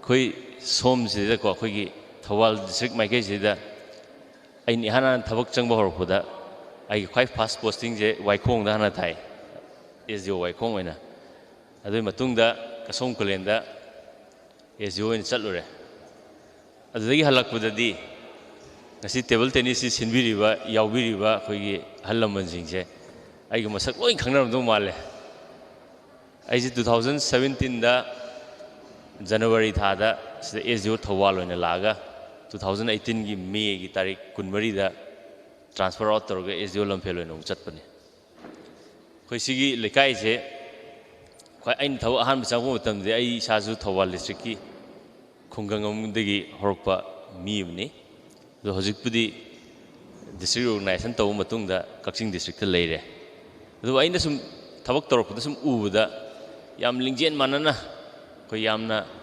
thoyak chang yauna khoi gi ahalamanjing na seda support tawidana yamna mapung phana chalaiba association amagi manungda khoi gi Thawal district khoi gi keno se Table Tennis Association se amane ne thamjage masigi da mukta mayam harau kuwa amta kubina se se yauriba ahalaman khoi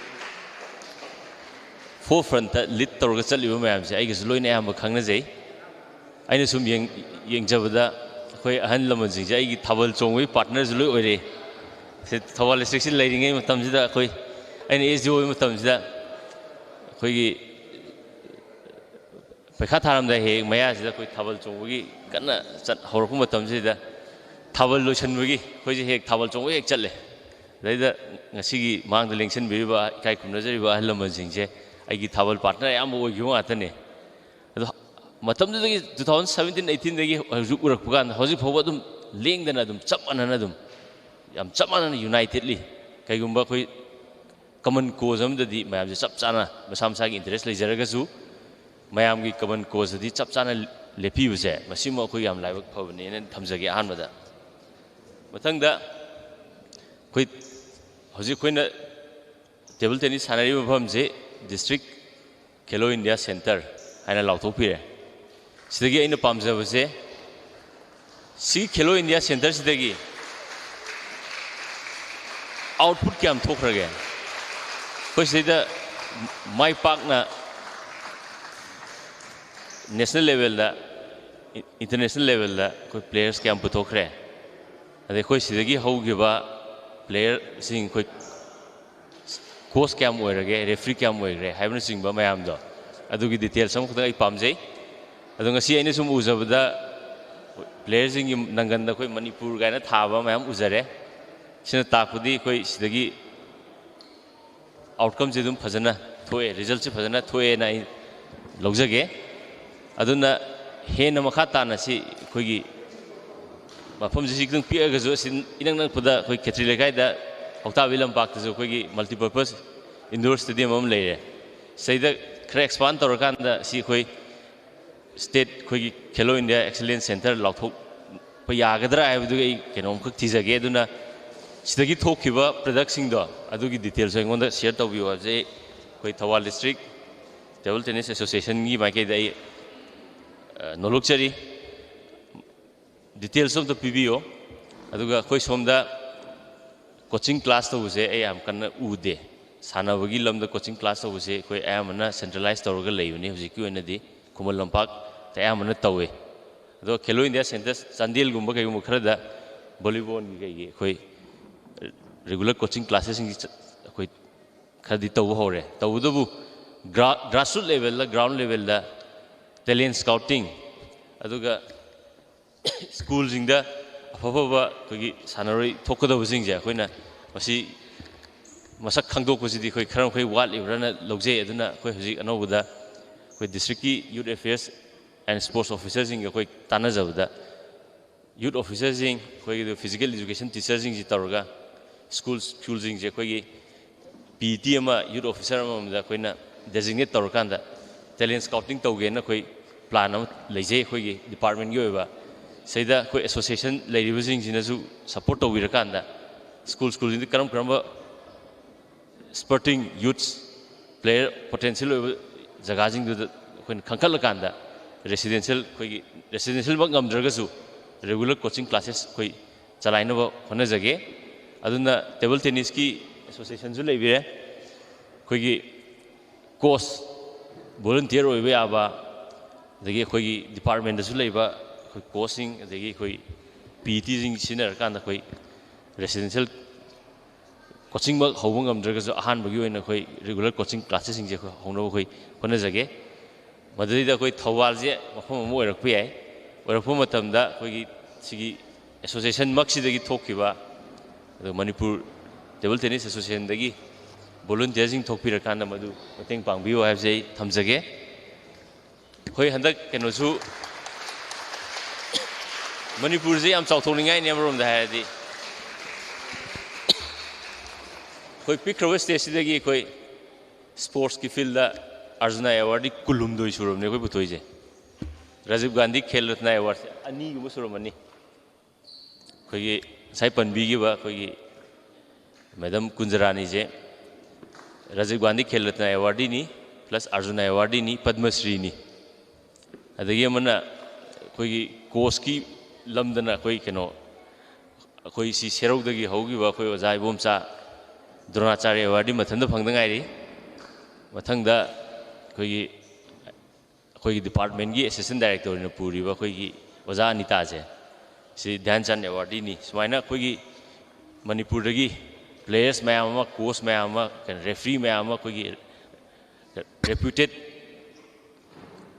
मोंगदा India की हम अयामदा अखोई सखंगनबीबा ma'am थोखरबने अदुना लमदमसिदगिसु अखोई side potential ओइबा not only table tennis नतबा अतोप जगह अखोई पोटेंशियल ओइबा जगहसिंग अखोई फोकस तौमिनसी हाइबगी वाखलोंदा अखोई थबक चंगजनजेनदी खनबदी लेरे लाइव फबदी नॉर्थ ईस्ट स्पोर्ट्स प्रमोशन की अखोई हेड ऑफ द गवर्नमेंट सिंगी अखोई हाई लेवल टास्क फोर्स हम ले सैदा अखोई मणिपुर की हेड ऑफ द गवर्नमेंट हजिकिन अखोई ऑनरेबल गवर्नर से कन्वेनर ओय सेजु अखोई याम फोकस तौरकदोइसे अखोई स्टेडियम साबा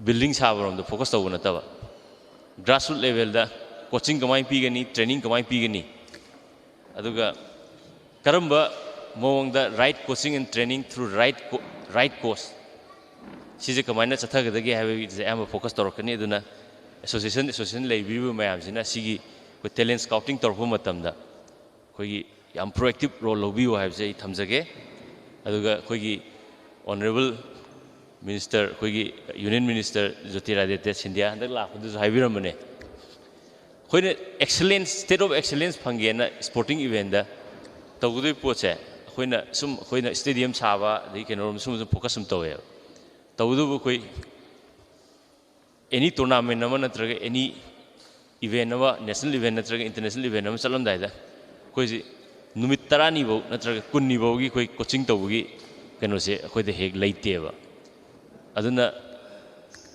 ꯑꯉꯥꯡ ꯑꯣꯏꯔꯤꯕ ꯁ꯭ꯄꯔꯇꯤꯡ ꯑꯣꯏꯕ ꯑꯩꯈꯣꯏꯒꯤ ꯌꯨꯠꯁꯤꯡꯗꯒꯤ ꯈꯟꯈꯠꯂꯀꯥꯟꯗ ꯑꯩꯈꯣꯏꯒꯤ ꯁꯤꯡꯉꯩꯗꯤ ꯐꯕ ꯌꯥꯏꯅ ꯍꯥꯏꯕꯁꯤꯡꯗꯨ ꯑꯩꯈꯣꯏ ꯃꯌꯥꯝ ꯆꯪꯃꯤꯟꯅꯔꯀꯥꯟꯗ ꯑꯩꯈꯣꯏ ꯀꯝꯃꯨꯅꯤꯇꯤ ꯑꯦꯗꯣꯞꯁꯟ ꯄ꯭ꯔꯣꯒ꯭ꯔꯥꯝ ꯑꯃꯁꯨ ꯑꯩꯈꯣꯏ ꯗꯔꯀꯥꯔ ꯂꯩꯕ꯭ꯔꯥꯅ ꯈꯜꯂꯦ ꯁꯔꯀꯥꯔꯅ ꯄꯤꯕ ꯉꯥꯛꯇ ꯅꯠꯇꯕ ꯁꯤꯗ ꯑꯩꯈꯣꯏ ꯗꯣꯅꯔ ꯑꯝꯇ ꯋꯥꯠꯇꯦ ꯉꯁꯥꯏ ꯀꯩꯅꯣꯅ ꯄꯟꯕꯤꯕꯗꯨꯅꯤ ꯀꯤ ꯅꯣꯠ ꯑꯦꯗ꯭ꯔꯦꯁ ꯄꯤꯕ ꯀꯥꯟꯗ ꯋꯦꯜꯀꯝ ꯑꯦꯗ꯭ꯔꯦꯁ ꯀꯝ ꯀꯤ ꯅꯣꯠ ꯑꯦꯗ꯭ꯔꯦꯁ ꯄꯤꯕꯗ ꯍꯥꯏꯕꯤꯔꯤꯗꯨꯅꯤ ꯑꯩꯈꯣꯏ ꯁꯤꯜꯂꯤꯁꯦ ꯃꯌꯥꯝꯁꯤꯗꯒꯤ ꯏꯁꯥ ꯏꯁꯥꯒꯤ ꯑꯣꯏꯕ ꯑꯉꯝ ꯑꯉꯝꯕ ꯄꯨꯊꯣꯛꯅꯔꯒ ꯁꯤꯟꯕꯅꯤ ꯁꯨꯃꯥꯏꯅ ꯀꯣꯆꯤꯡ ꯀ꯭ꯂꯥꯁ ꯇꯧꯔꯛꯄ ꯃꯇꯝꯗꯁꯨ ꯑꯉꯥꯡ 5ꯗꯤ ꯑꯩꯅ ꯑꯦꯗꯣꯞ ꯇꯧꯕ ꯌꯥꯏꯅ ꯑꯉꯥꯡ 10ꯗꯤ ꯑꯦꯗꯣꯞ ꯇꯧꯕ ꯌꯥꯏꯅ ꯑꯩꯈꯣꯏ ꯀꯝꯃꯨꯅꯤꯇꯤ ꯑꯦꯐꯔꯠ ꯑꯃꯁꯨ ꯑꯩꯈꯣꯏ ꯗꯔꯀꯥꯔ ꯂꯩꯌꯦꯅ ꯊꯝꯖꯒꯦ ꯑꯗꯨꯒ ꯍꯧꯖꯤꯛ ꯍꯧꯖꯤꯛ ꯂꯩꯔꯤꯕ ꯁꯤꯅꯥꯔꯤꯑꯣꯁꯤꯗꯗꯤ ꯃꯅꯤꯄꯨꯔꯗ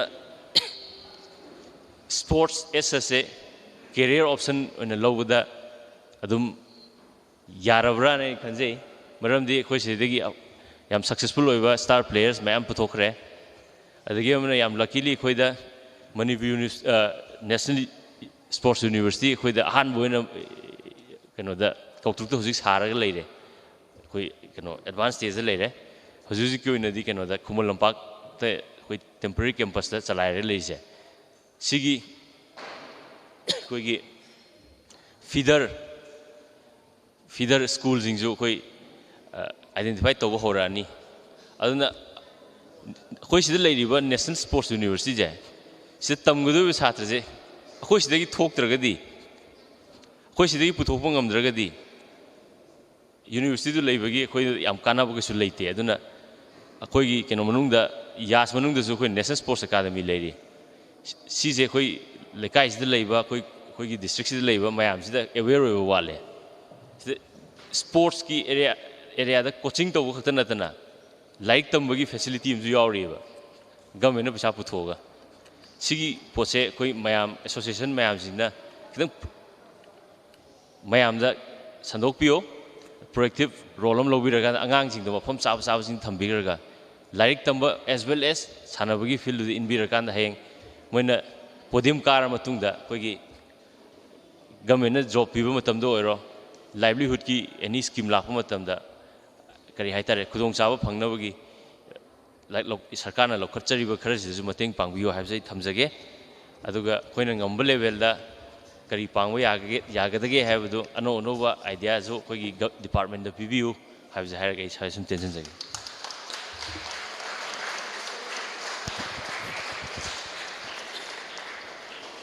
ꯊꯥꯒꯠꯆꯔꯤ ꯁꯔ ꯌꯥꯝꯅ ꯃꯔꯤꯛ ꯆꯨꯝꯕ ꯆꯤꯐ ꯒꯦꯁꯀꯤ ꯋꯥꯔꯣꯜ ꯄꯤꯕꯤꯔꯝꯕ ꯂꯣꯏꯅꯅ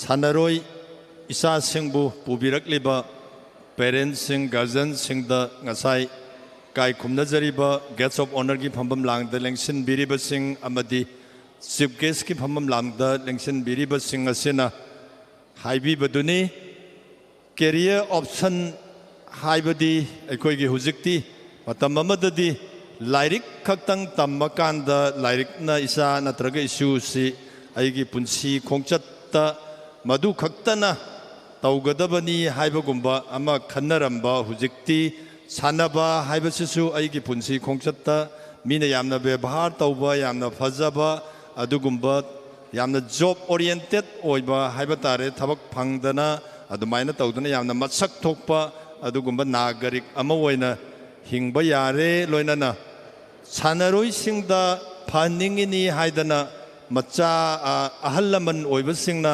ꯄ꯭ꯔꯦꯁꯔ ꯄꯤꯕꯤꯒꯅꯨꯅ ꯍꯥꯏꯔꯤꯁꯤ ꯌꯥꯝꯅ ꯆꯨꯝꯕ ꯀꯩꯅꯣꯅꯤ ꯃꯃꯥ ꯃꯄꯥ ꯑꯣꯏꯕꯁꯤꯡꯅ ꯃꯆꯥ ꯑꯣꯏꯕꯁꯤꯡꯕꯨ ꯈ꯭ꯋꯥꯏꯗꯒꯤ ꯃꯀꯣꯛ ꯊꯣꯡꯍꯟꯅꯤꯡꯕ ꯍꯥꯏꯕꯁꯤꯗꯤ ꯍꯧꯅꯁꯥꯅꯤ ꯑꯗꯨꯕꯨ ꯃꯀꯣꯛ ꯊꯣꯡꯍꯟꯅꯤꯡꯉꯤꯅꯦ ꯍꯥꯏꯗꯅꯁꯨ ꯃꯃꯥꯟꯅꯕ ꯊꯦꯡꯅꯔꯛꯄ ꯃꯇꯝꯗ ꯃꯥꯏꯊꯤꯔꯦ ꯍꯥꯏꯗꯅ ꯌꯥꯝꯅ ꯊꯤꯅ ꯆꯩꯕꯤꯗꯅ तौबीबदुना मरम ओइरकांदा अदुगुंबा अंगांग अदो हेंकलक्पदि लाइरदना थवाई सोखिदना मदुना हंथननब मचाक अमा वोई अदुना प्रेशर पिबिगनु हाइदना ताकपिरंबनी सा थागतचरी लोइनना मखा तारकपदा कोइगी Thoubal district table tennis association की हौजिक हौजिक ऑनररी सेक्रेटरी की थौ पुबिरिबा कोई ख्वाइने काई खुमनजरिबा डॉक्टर सर एके बोजन मितैबु वही खरदंग थंबिरनब नोलोक्सरी सर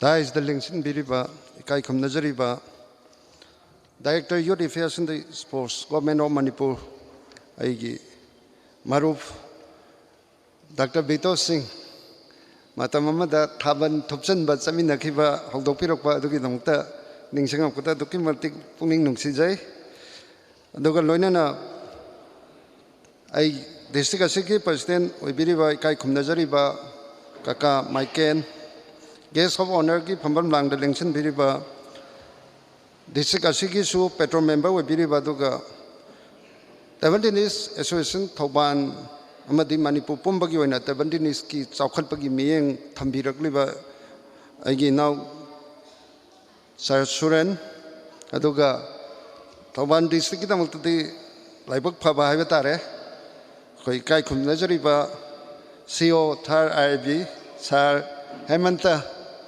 पुंसिकी काउजरोय इपाम चागा सानखिबा मोमेंट तो पुंसिकी काउजरोय अदुगा लेंबिरकलिबा प्रिंट एंड द मीडिया आइगी प्लेयर्स सिंग Manipur table tennis association district table tennis association Imphal east अमदि इनवाइटी सिंग एफिलेटेड यूनिट की क्लब की सेक्रेटरी ख्वाइपुना मको इन अहममक्ता दै काई खुमना बोचरी आई यामना सांगना मतम लौजरोय अखोगी सर डायरेक्टर ना थंबिखिबा डिस्ट्रिक्ट असिदा टेबल टेनिस की अचीवमेंट की प्रोफाइल अमा हाइबा तारे स्टैटिस्टिकल डाटा दु अखोई सेम सादना लेजरे अदुना सर ना अंतक नहोंगना youth affairs and the sports की डायरेक्टर वे बिबसे अखोई टेबल टेनिस की दमुतदी यामना लाइबक फबनी हाइना लौजै अखोई की डिस्ट्रिक्ट असिदगी अफबा प्लेयर कयाम पुथोखरे डिस्ट्रिक्ट एवरी डिस्ट्रिक्ट की अफब प्लेयर मैम पुथोलगदी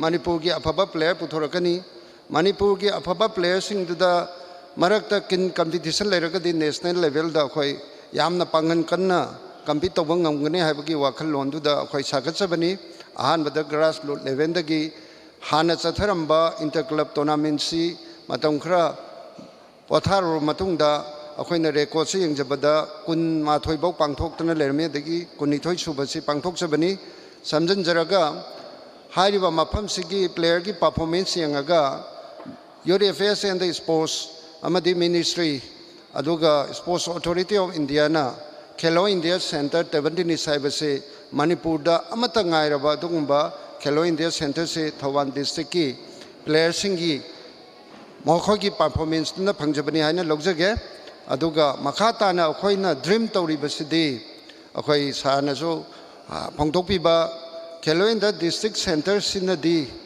अखोइना सिदी यामना ग्रासरूट लेवल द ट्रेनिंग पीबनी अदुना एक्सलेंट सेंटर मा करी तौरगो वैबा यागे हाइबदा मफम सिना खितंग इंफ्रास्ट्रक्चर जे सैटिस्फाई ओइदे अदुबु खेदिलेकाइदा अखोइना आमना चावबा मल्टीपर्पज इंडोर स्टेडियम सिगा टाइड अप तौनरकांदा अखोइना खेलो इंडिया एक्सलेंस सेंटर दा अपग्रेड तौरगदी अखोइ अदुददी स्टेट की ओइना डिस्ट्रिक्ट स्टिकक्ता नतना अतो अतोपा डिस्ट्रिक्ट की प्लेयर सिंगसु एकोमोडेट तौबा यागदोइनी अदुबु मदु थाना भनबदा मागी बैकग्राउंड चंगपा कांदा सारदा थमजनिंगबना ममांगी सारगी अटेंशन ड्रॉ अमता तौजगे ममांगी नेशनल स्कूल गेम्स ता अंडर 17 गी नुपा नुपी 10 चटकदबदा थवान डिस्ट्रिक्ट की नुपा नुपी मापन चलगा अतोप डिस्ट्रिक्ट की अमखक यावकी सर मसी स्टेटिस्टिकल डाटानी अदुगा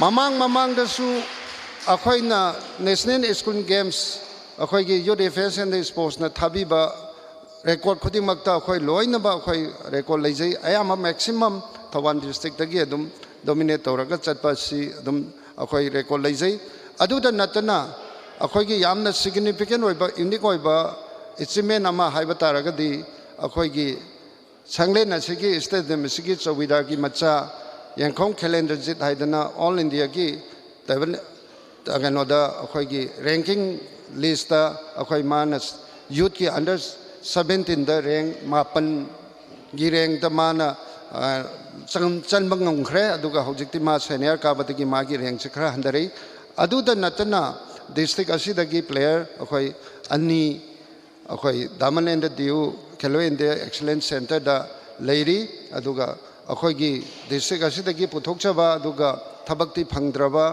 ꯑꯗꯨꯒ ꯃꯈꯣꯏꯒꯤ ꯍꯤꯡꯅꯕꯒꯤ ꯁ꯭ꯇꯔꯒꯜꯗ ꯑꯇꯣꯞ ꯑꯇꯣꯞꯄ ꯁ꯭ꯇꯦꯠꯇ ꯇ꯭ꯔꯦꯅꯔ ꯑꯣꯏꯅ ꯀꯌꯥ ꯑꯃꯁꯨ ꯂꯩꯔꯤ ꯑꯗꯨꯒ ꯍꯧꯖꯤꯛ ꯍꯧꯖꯤꯛ ꯑꯩꯈꯣꯏꯒꯤ ꯗꯤꯁꯇ꯭ꯔꯤꯛ ꯑꯁꯤꯒꯤ ꯌꯥꯝꯅ ꯅꯨꯡꯉꯥꯏꯖꯕꯅ ꯇꯣꯔꯅꯥꯃꯦꯟ ꯑꯁꯤꯗ ꯑꯦꯐꯤꯂꯦꯇꯦꯠ ꯌꯨꯅꯤꯠ 4ꯅ ꯁꯔꯨꯛ ꯌꯥꯏ ꯑꯗ ꯁꯥꯔꯗ ꯑꯦꯇꯦꯟꯁꯟ ꯗ꯭ꯔꯣ ꯑꯃꯇꯒ ꯇꯧꯖꯒꯦ ꯑꯉꯥꯡꯁꯤ ꯌꯥꯝꯃꯟꯗꯅ ꯀ꯭ꯂꯕꯀꯤ ꯇꯤꯝ ꯏꯚꯦꯟꯁꯤ ꯃꯨꯟꯅꯔꯦ ꯑꯗꯨ ꯑꯣꯏꯇꯥꯔꯗꯤ ꯑꯩꯅ ꯑꯩꯈꯣꯏꯒꯤ ꯁꯥꯔ ꯗꯤꯋꯥꯏꯁꯣ ꯑꯩꯈꯣꯏꯒꯤ ꯃꯔꯨꯞ ꯗꯦꯕꯦꯟꯗ ꯈꯦꯂꯣ ꯏꯟꯗꯤꯌꯥ ꯁꯦꯟꯇꯔꯒꯤ ꯇꯤꯝ ꯑꯃ ꯊꯣꯛꯄ ꯌꯥꯒꯗ꯭ꯔꯥ ꯍꯥꯏꯗꯅ ꯑꯗꯨ ꯀꯔꯤꯒꯤ ꯍꯥꯏꯅꯣꯅ ꯈꯦꯂꯣ ꯏꯟꯗꯤꯌꯥ ꯁꯦꯟꯇꯔ ꯊꯧꯕꯥꯜꯒꯤ ꯑꯩꯈꯣꯏꯒꯤ ꯉꯁꯤꯒꯤ ꯇꯣꯔꯅꯥꯃꯦꯟ ꯑꯁꯤꯗ ꯀ꯭ꯂꯕ ꯑꯃꯒꯤ ꯑꯦꯖꯤꯞ ꯀ꯭ꯂꯕ ꯑꯃꯒꯤ ꯃꯑꯣꯡꯗ ꯈꯦꯂꯣ ꯏꯟꯗꯤꯌꯥ ꯁꯦꯟꯇꯔ ꯑꯟꯗꯔ 11ꯒꯤ ꯍꯧꯖꯤꯛ ꯑꯩꯈꯣꯏ ꯍꯦꯛ ꯁꯤꯒꯤ ꯀꯩꯅꯣꯗ ꯑꯩꯈꯣই ꯁꯥꯔꯒꯤ ꯃꯥꯡꯗ ꯎꯠꯆꯒꯦ ꯈꯦꯂꯣ ꯏꯟꯗꯤꯌꯥ ꯁꯦꯟꯇꯔꯅ ꯑꯟꯗꯔ 11ꯒꯤ ꯇꯤꯝꯗ ꯆꯦꯝꯄꯤꯌꯟ ꯑꯣꯏꯈꯤ ꯃꯁꯤ ꯁꯥꯔꯗ ꯑꯩ ꯄꯥꯎꯗꯦꯟ ꯆꯠꯆꯒꯦ ꯈꯦꯂꯣ ꯏꯟꯗꯤꯌꯥ ꯁꯦꯟꯇꯔ ꯗꯤꯁꯇ꯭ꯔꯤꯛꯀꯤ ꯁ꯭ꯀꯤꯝꯁꯤꯗ ट्रेनिंग कंपोनेंट यावरगा पार्टिसिपेशन एक्सपोजर एक्सपर्टाइज की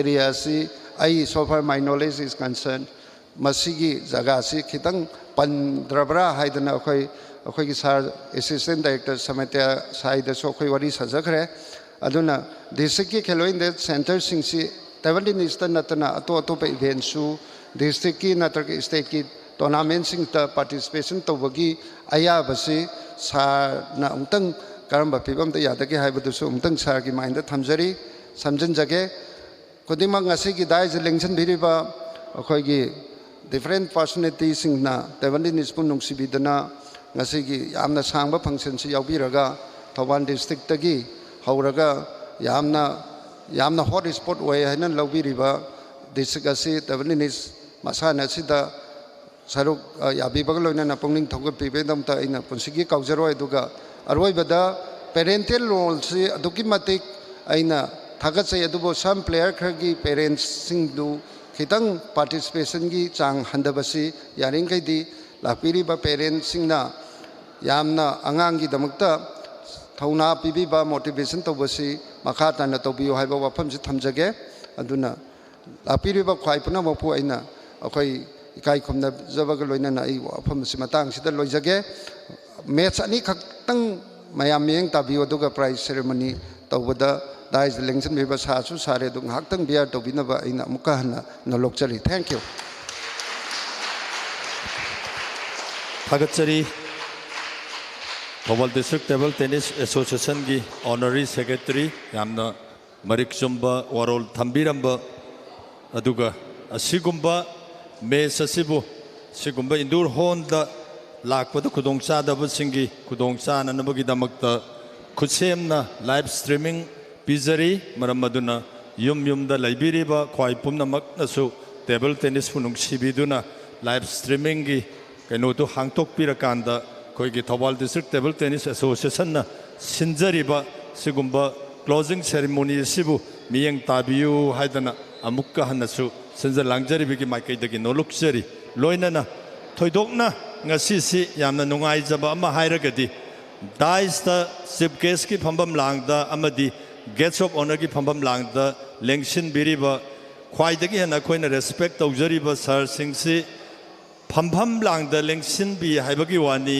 moigi mindset se thawal district table tennis association ki family member ama woina yamna koidana akoida yamna dugumba yamna attachment ama pibagi mawong uzai thamoidagi पीबा ओइगनेना खंजई अदुना यामनमक थोइदोंना नुंगाइजै sir सिंगना खोइबु यामना इमुंग मनुंग दौना खनबिरकांदा हाना तोंगान तोंगान बा function चिनसिंबदा लेंसिन बिकिबा chief guest अदु guest of honour सिंगदी अखोइना function दु त कतंग लेंगक गना तौरकांदा खोइगी ओइदा यादबगी ओइबगुम्बा मानबा हाइजबा तारे अदुगुम्बा यामना थेंगनाजखी ngasi लेंसन पिरिबा सार अहुम सिदी अखोइगी Thoubal district table tennis association की फैमिली मेंबर तौना करी अवाद अपा लेरिगे कमाई तौरिगे हाइदना ngasi की फंबी गदौरिबा अखोइगी गेट्स ऑफ ऑनर की फंफम लांगदे लेंसन पिरिबा थर्ड IRB की कमांडेंट अमदी अखोइगी इनाउ सुरन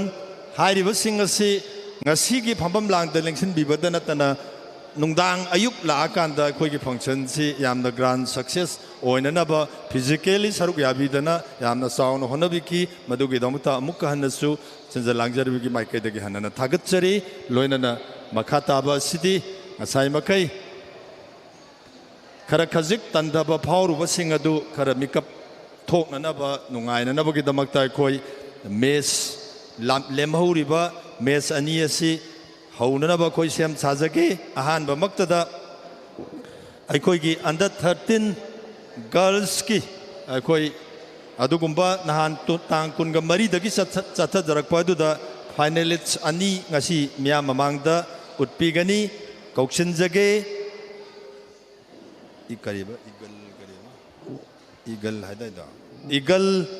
eagle ice table tennis club Thoubal Khetri Leikai दगी थोकपीरकदौरिबा अखोइगी सनबम हाइब्रा सनबम आलिया अमदी खेलो इंडिया सेंटर दगी थोकपीरकिबा आइस मालेमगानबी हाइरिबा नुपी मचा अनि सिना अंडर 13 की मिया मांगदा हुजु उत्पीगनी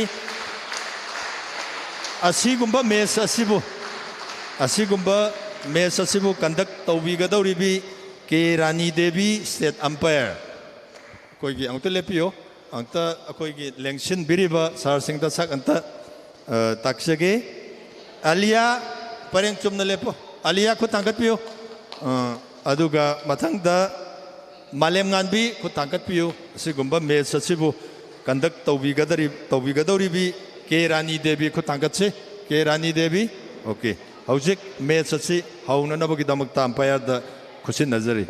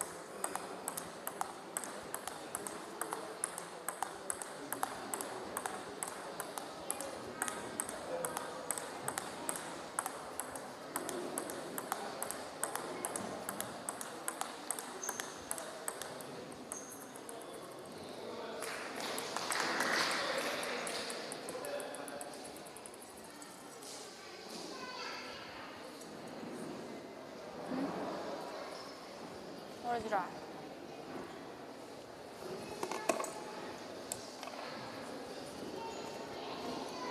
To. Red, black no. Red.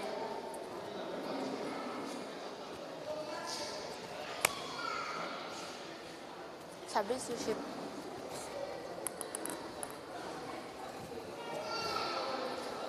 Under 13 girls finance match. Upon play.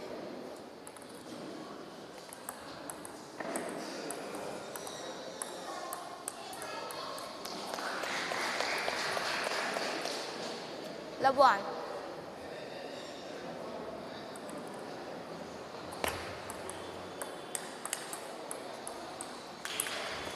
One all.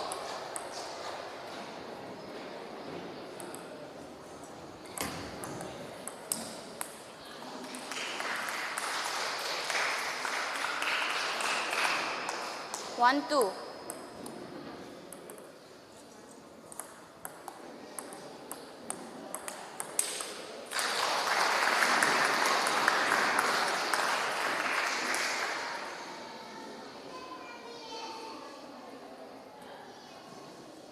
Three one.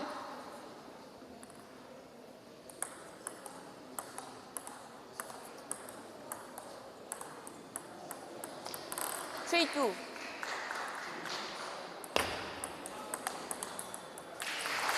Two four.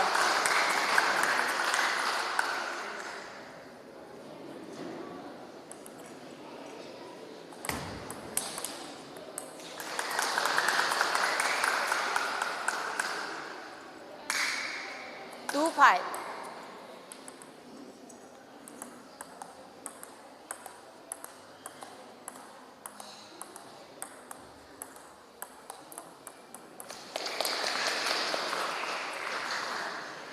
Five three.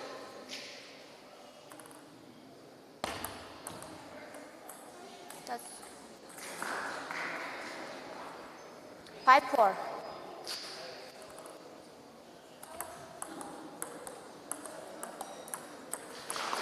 5-all.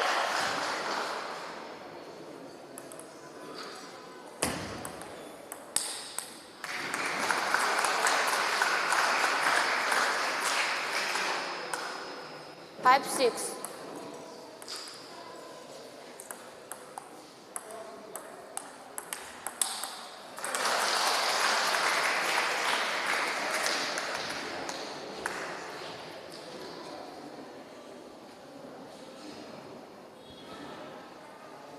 Seven five.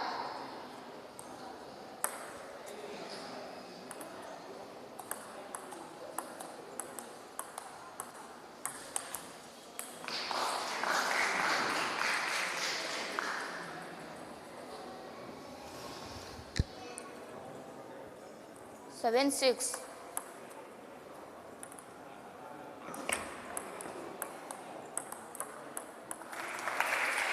6-8.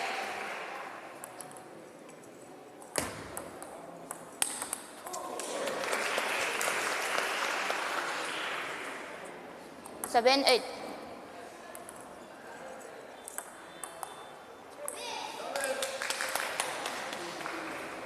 8-all.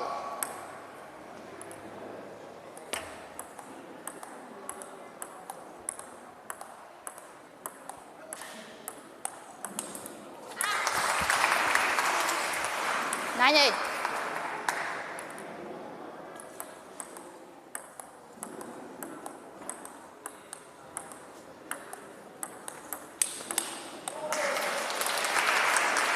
8-10.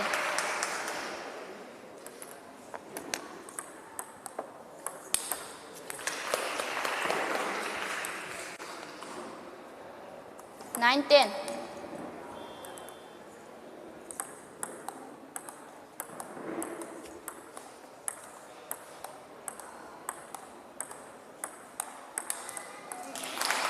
11-9.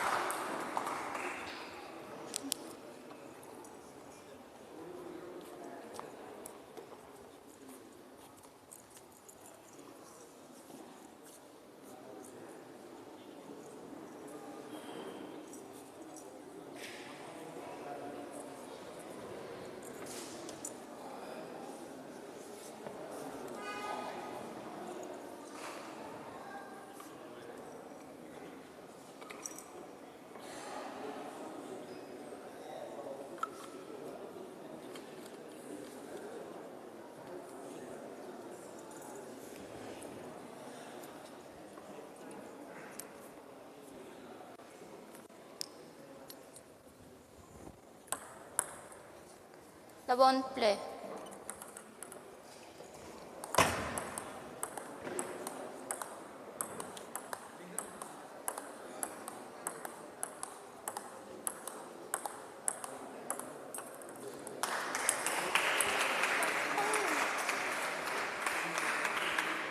Labon.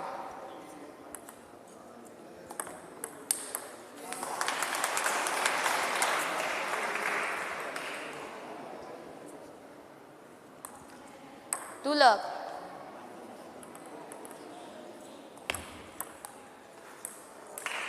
3 love.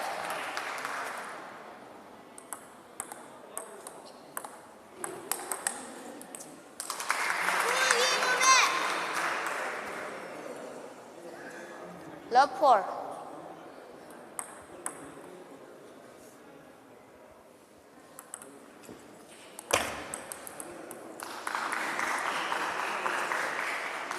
One 4.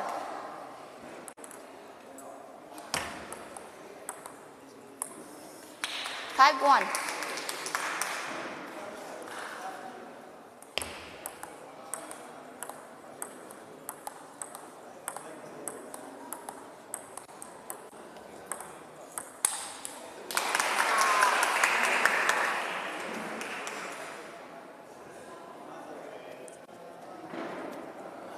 Six 1.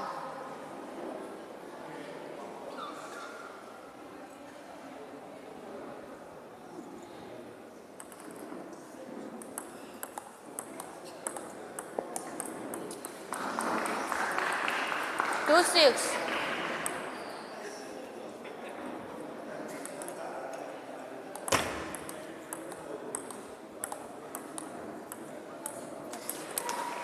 Two 7.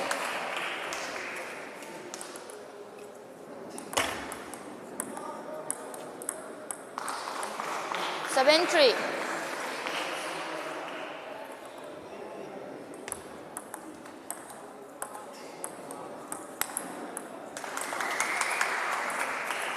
Eight 3.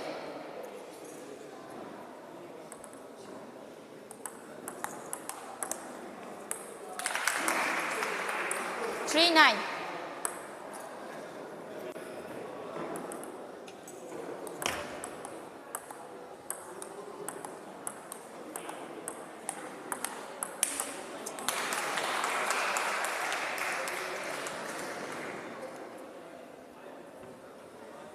Three 10.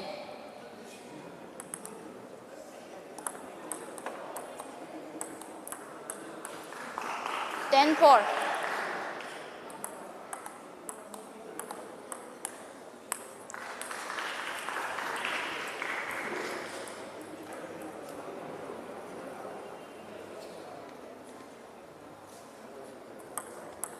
Ten 5.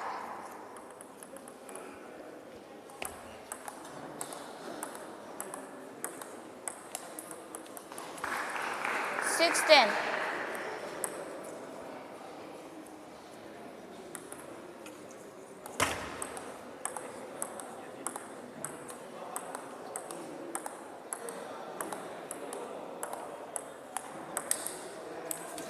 Six 11.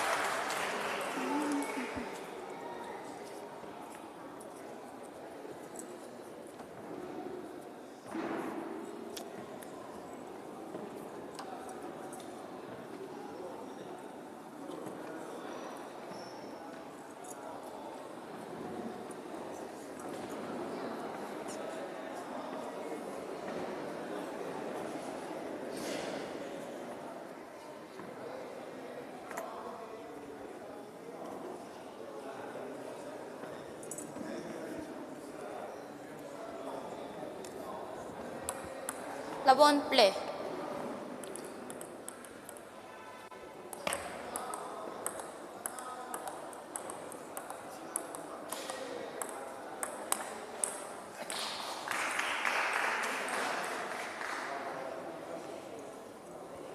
Love 1.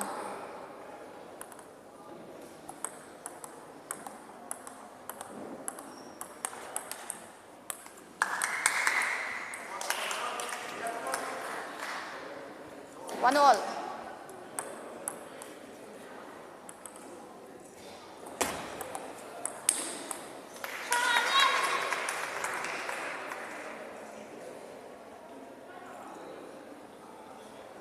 One 2.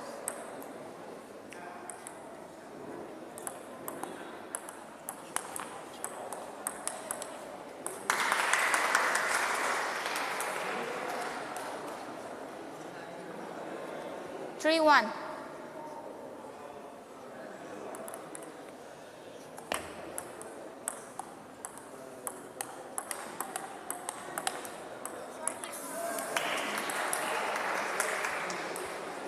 4-1.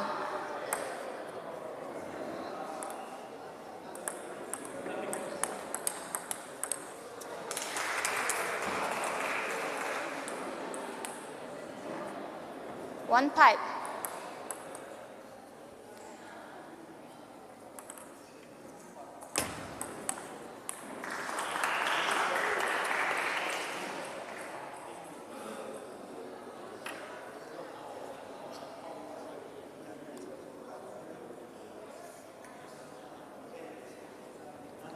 Two pipe.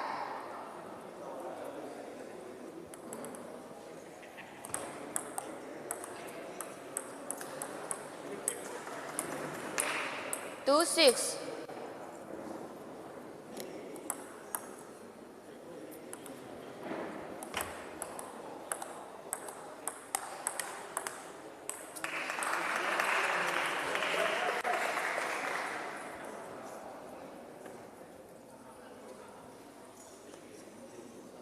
Six three.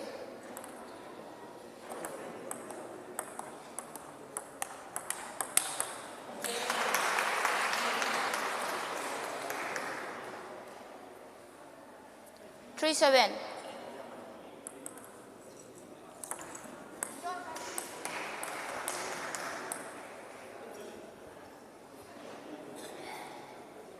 Three eight.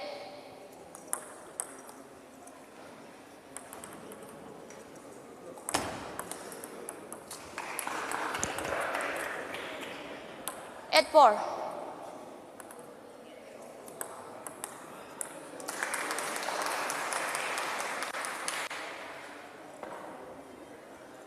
Nine four.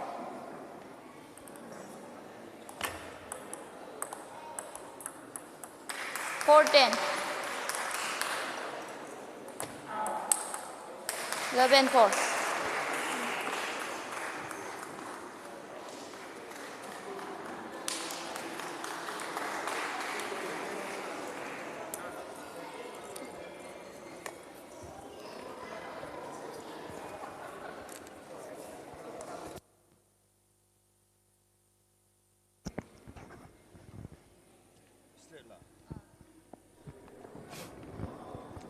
Hello, hello. Huzik miyam mangda sanabi kiba under 13 girls final do koigi Malem Nganbina Aliabu straight setta hajabatare 3-0 da game do win taukre aduna winner na Malem Nganbi aduga runners up na Alia mathang da kauksanjari matham da kauksanjari under 11 boys khwaidagi asayam na chauna koina thamjadana yokat chariba adugumba player anini minganta lauthokjage AK Inglemba versus OK Punsiba Airiba Animak Hello India Center na puthokjaba adugumba player ngaktani aduna ai angtang akoigi kai khumna jariba VIP singda sak anta taksage aina kaurakpada khut thangkat piu ahan bada Inglemba khut thangkat si aduga anisubada Punsiba aduga match asibu conduct tawbigadaba national umpire mingona panjarabada ai somorjet haribasina match conduct tawbigani lona namakha taba sidi match yengbina bagidamakta match umpire da khusin nazari red ka black ka nang na black nang na red red tare kai pa me service nang side karon da si yar ga som lege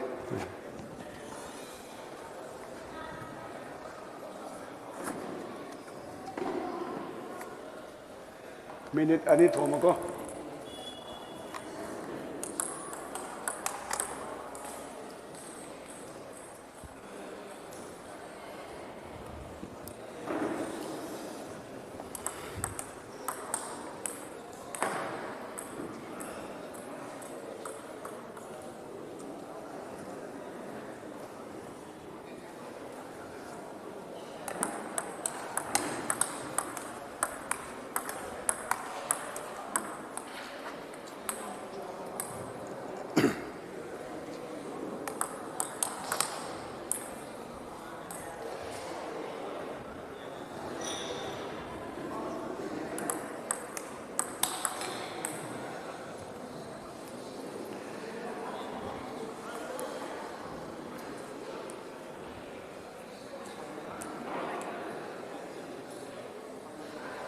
Backhand throw mo nga. Backhand ang throw.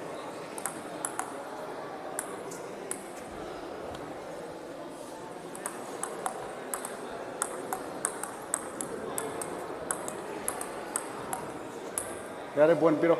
Orasi. Under 11 boys single final.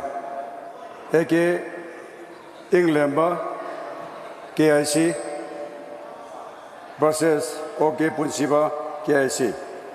AK Punchiba won the toss, first to serve, game best of 5, first set. Love ball. Love 1. 2 love.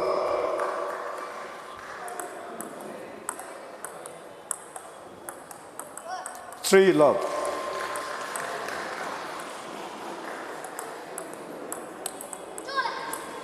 One, 3. 2, 3.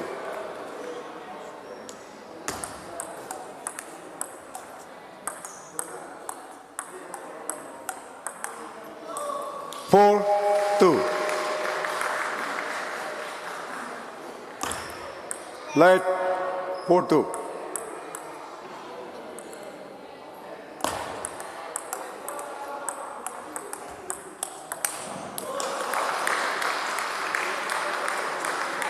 Five, 2.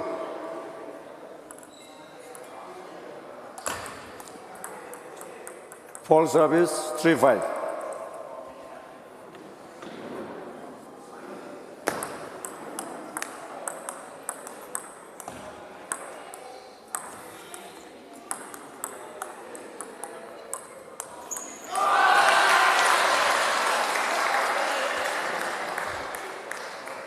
Three, 6.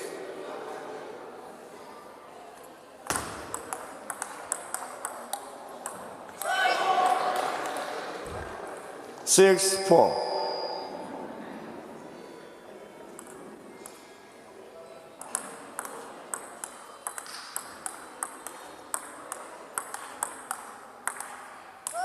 Seven, 4.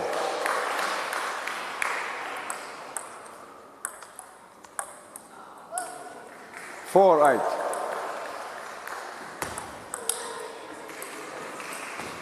Five, 8. 8, 6.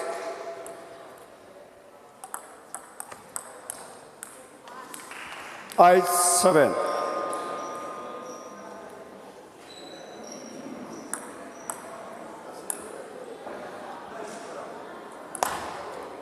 Full service, 8 all. 8, 9.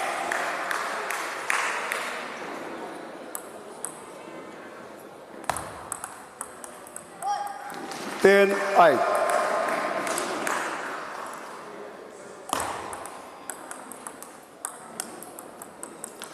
10, 9.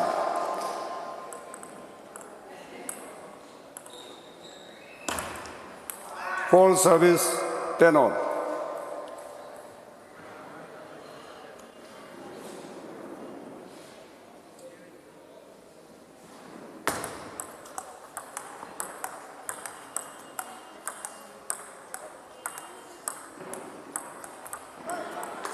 Eleven, 10.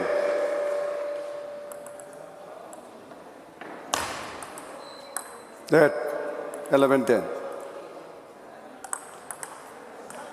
12, 10. First set goes to England.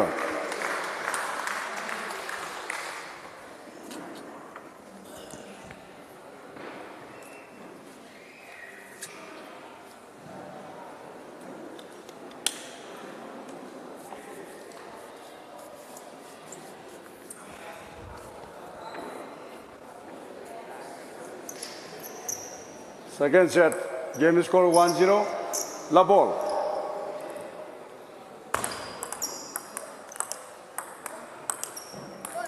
One love.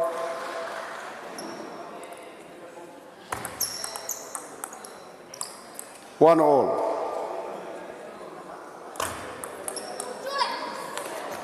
1.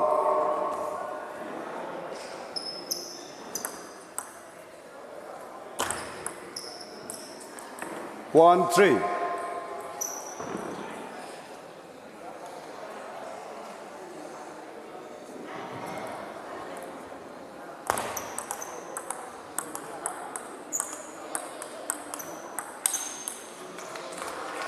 One, 4.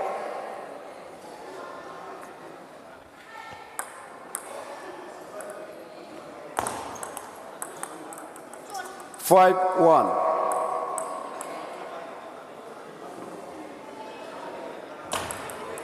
All service 5-2.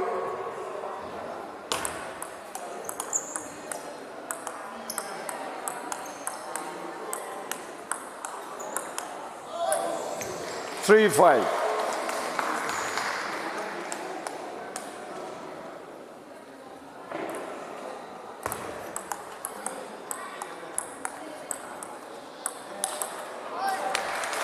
4-5.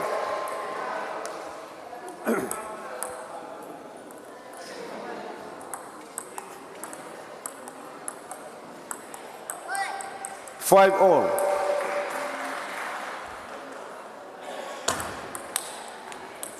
6-5.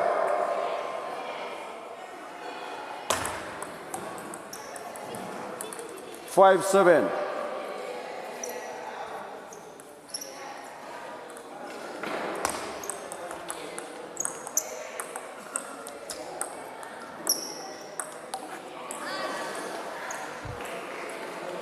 5-8.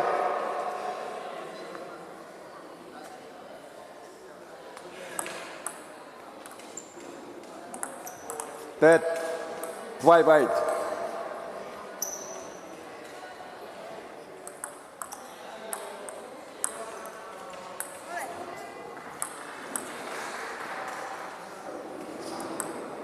6.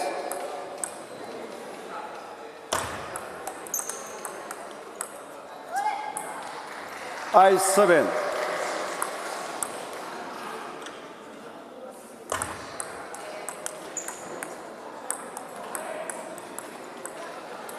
8-all.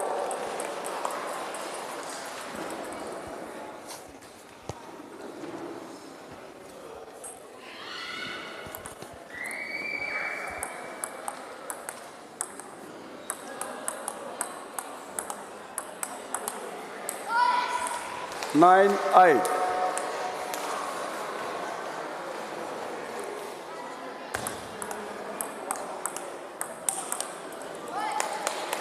10. 9-10.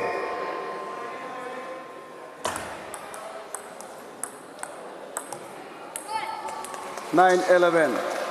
Second set also goes to England.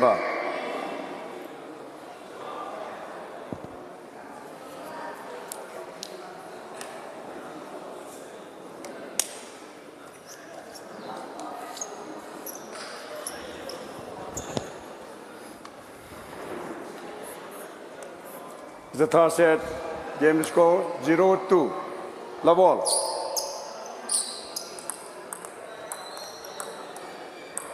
One love.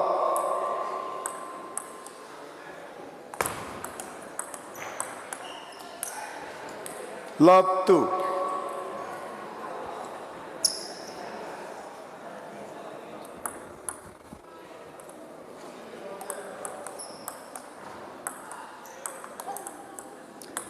Love 3.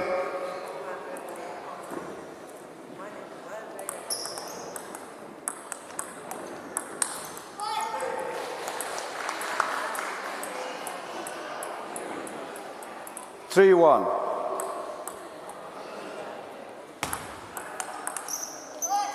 3-2.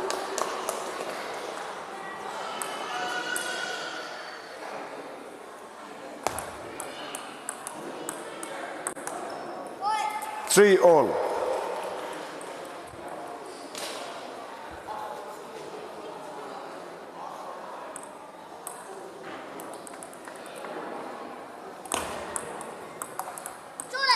3-4.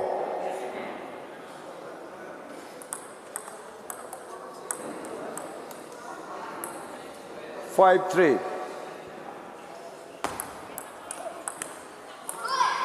5-4.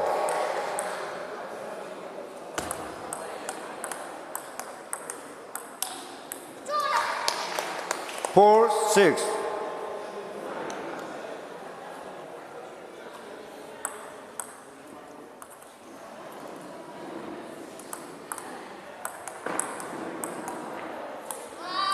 4-7.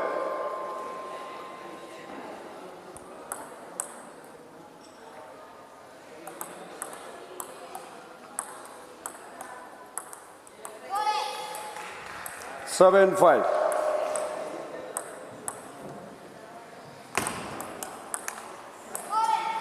7-6.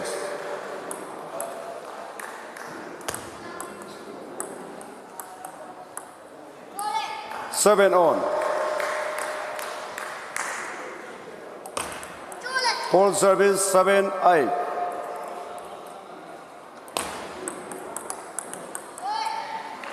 8-all.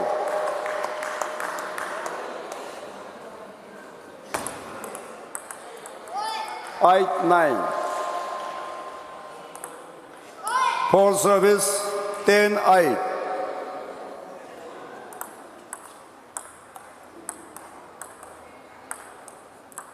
11-8.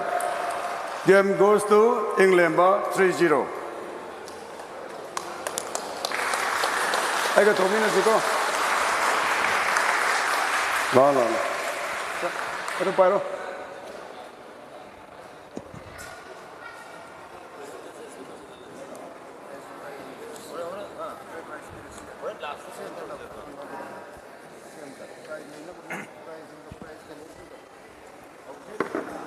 चलो हौजिक सानबिखिबा match अदु under 11 boys किदु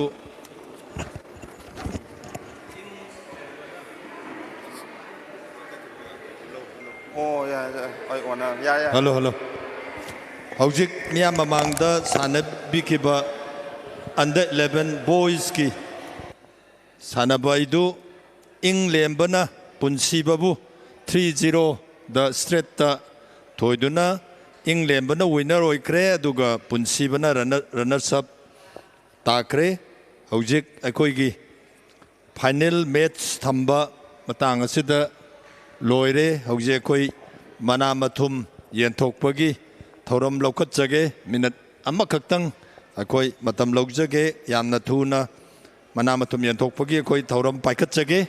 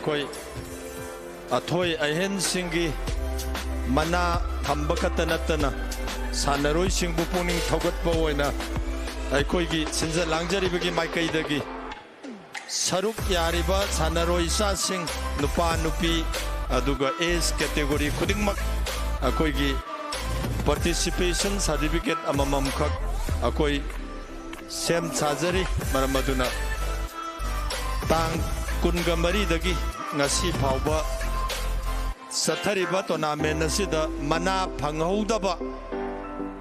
ꯐꯪꯍꯧꯗꯕ ꯏꯆꯥꯁꯤꯡ ꯁꯣꯝꯗ ꯑꯩꯈꯣꯏꯅ ꯈꯥꯖꯤꯜꯂꯤꯕ arena ꯑꯁꯤꯒꯤ ꯃꯅꯨꯡꯗ ꯑꯃꯨꯛꯇ ꯆꯪꯁꯤꯜꯂꯛꯁꯤ ꯑꯩꯈꯣꯏꯒꯤ ꯑꯣꯔꯒꯅꯥꯏꯖꯤꯡ ꯀꯃꯤꯇꯤꯒꯤ ꯚꯣꯂꯨꯟꯇꯤꯌꯔꯁꯤꯡ ꯑꯝꯇ ꯃꯇꯦꯡ ꯄꯥꯡꯕꯤꯌꯨ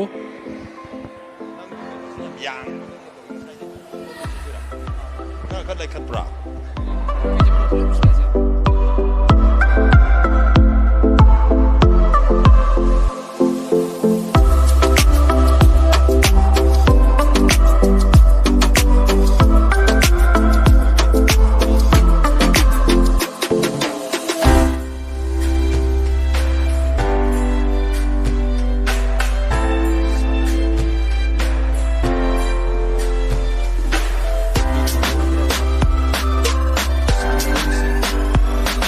नखोइबु मंगोल पीबा ओइना सुंजा लांगजरिबगी माइकैदगी सरुक याबगी सर्टिफिकेट अममम कोइना सेमजरी अदुना मना फंगौद्रबा सानरोइसिंग हुजिक अखोइना खारिबा एरेना सोमदा लेंसलकांदा कोइना पीगदौरिबा सर्टिफिकेट असि लौसी खतंग लेथौ इबुंगो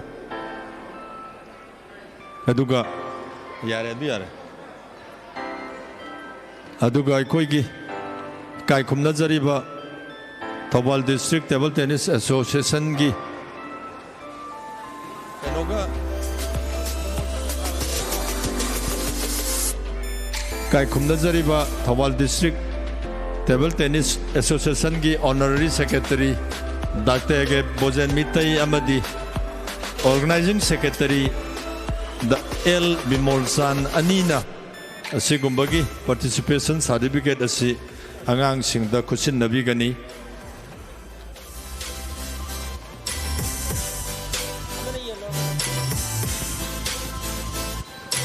कोइगी मयाम पुमनमक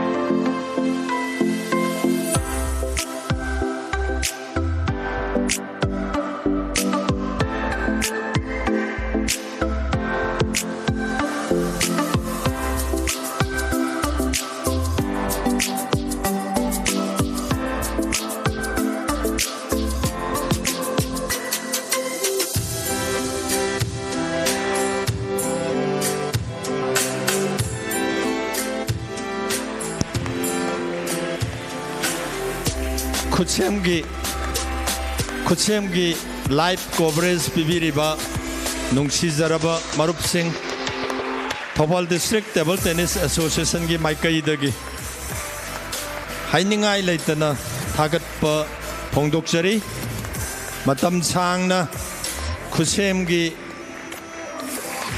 लाइव स्ट्रीमिंग की टीम सिंग मतम सांगना नाबयक पयाउदना पुंसी नुंसांगना हिंबियु हाइदना सिंजा लांगजरिबगी महुत सिंजरगा आहाकना सोर की मफमदा प्रार्थना तौजरी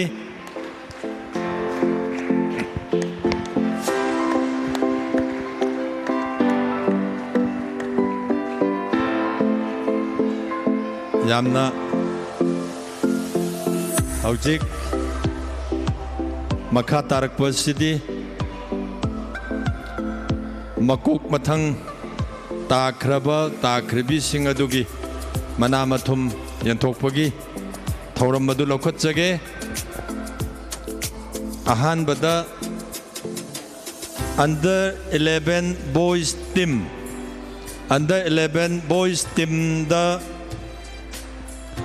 winner oikiba Khelo India Center table tennis hairiba team masida saruk yakiba sanaroi sing adudi H Arun AK Inglemba OK Punsiba hairiba sanaroi ahum masina Khelo India Center table tennis ki under 11 boys ki maut sinbi ki bani aduga runners up ta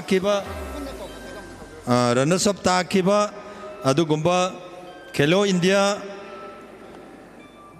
Center ki team singadudi N Patrick Gyan Ningombam amadi Khwaihenba Okram haiba male Khwaihenba Okram hairiba ahum masina adugumba runners up ta kiba kaino singni anda sang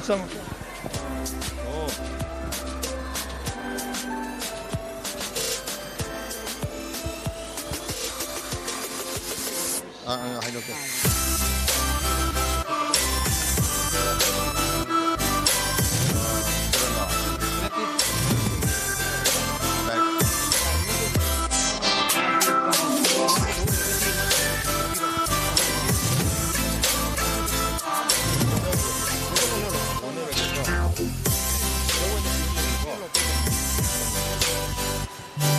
뭐지? 뭐 알레이로 나한테 뭐야 하는 그거 돈 거들어 나한테 좀 해봐 아니 뭐 이래 지게 하는 거야 니네 알아 너 홈도 너가 더 잘라 잘라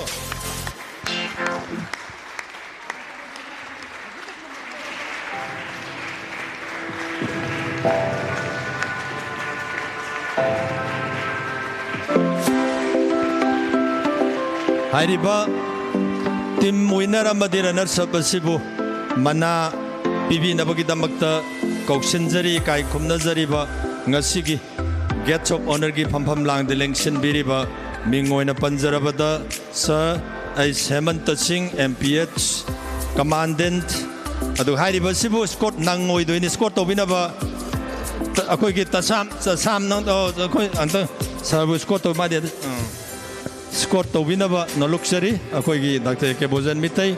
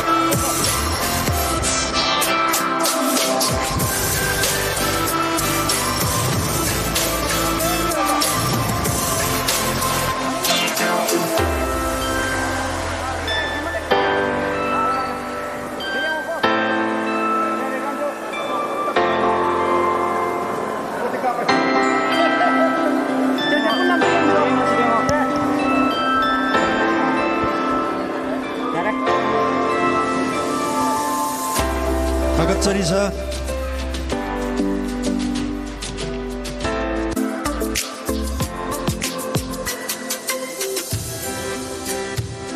थागतचरी छ मथंगदा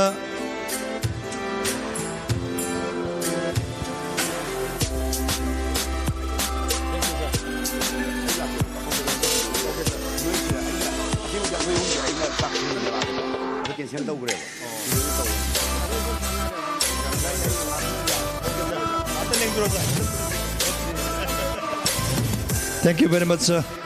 Asin ba kaya kaitok piduna kana to biramba mathang da kokshan jage under 11 girls team winner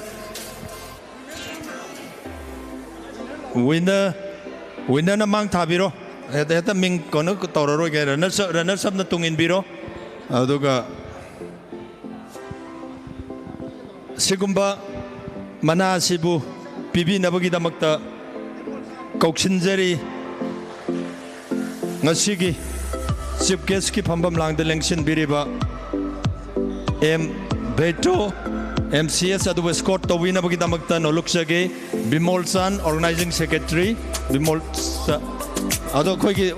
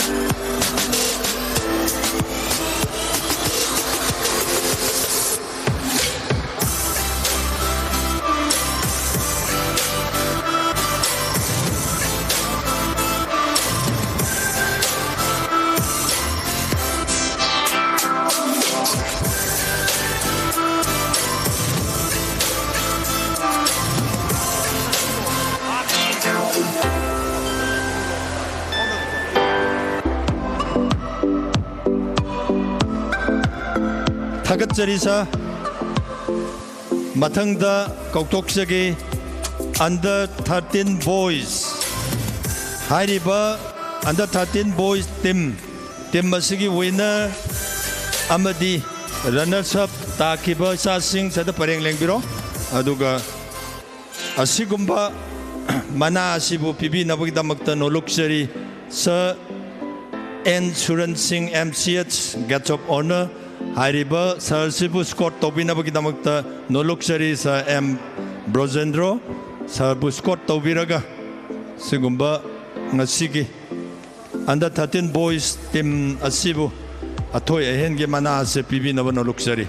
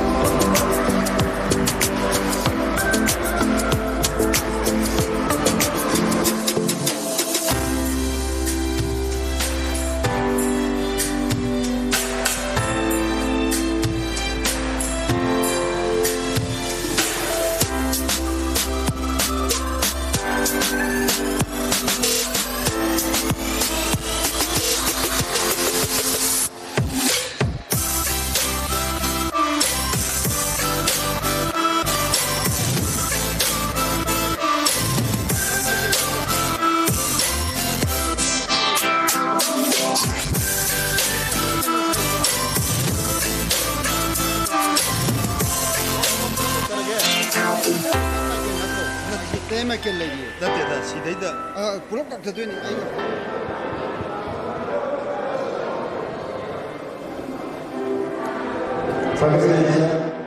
ꯃꯊꯪꯗ ꯀꯧꯊꯣꯛꯆꯒꯦ Under 13 girls team Under 13 girls team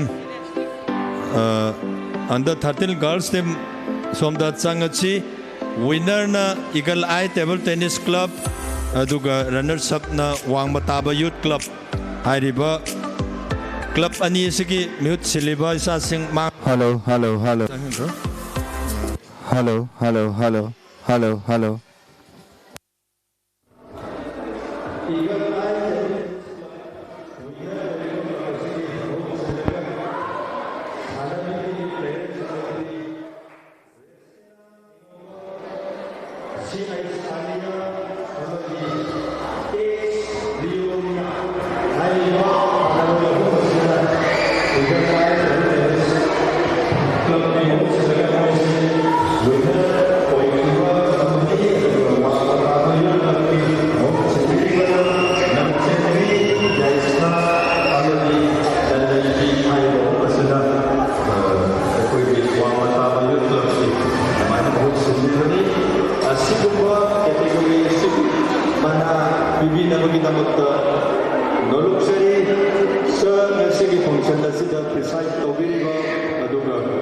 Association asigisu President Toibiriba Sir Michael Bu Sigumba Mana Silantok Pinaba Ningsingjari Loinana Aikoigi Koigi Sir Ozai Bosnana Scott Obigani Bosan Settling Koigi Bosnana Koigi Serbu Scott Obigani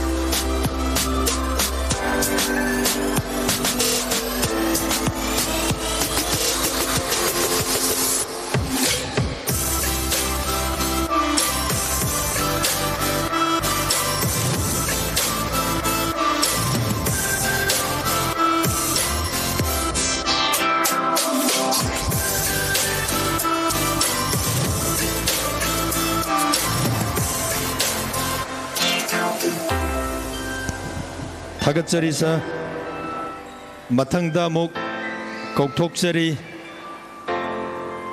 Under 17 Boys Team Asigumba Sida Category Sida Winner Oikiba Eagle Eye Table Tennis Club Asigumba Club Asibu Mahut Sinbi Kiba Players Singadudi Purnachandra Ambrose Girich Amadi C.I.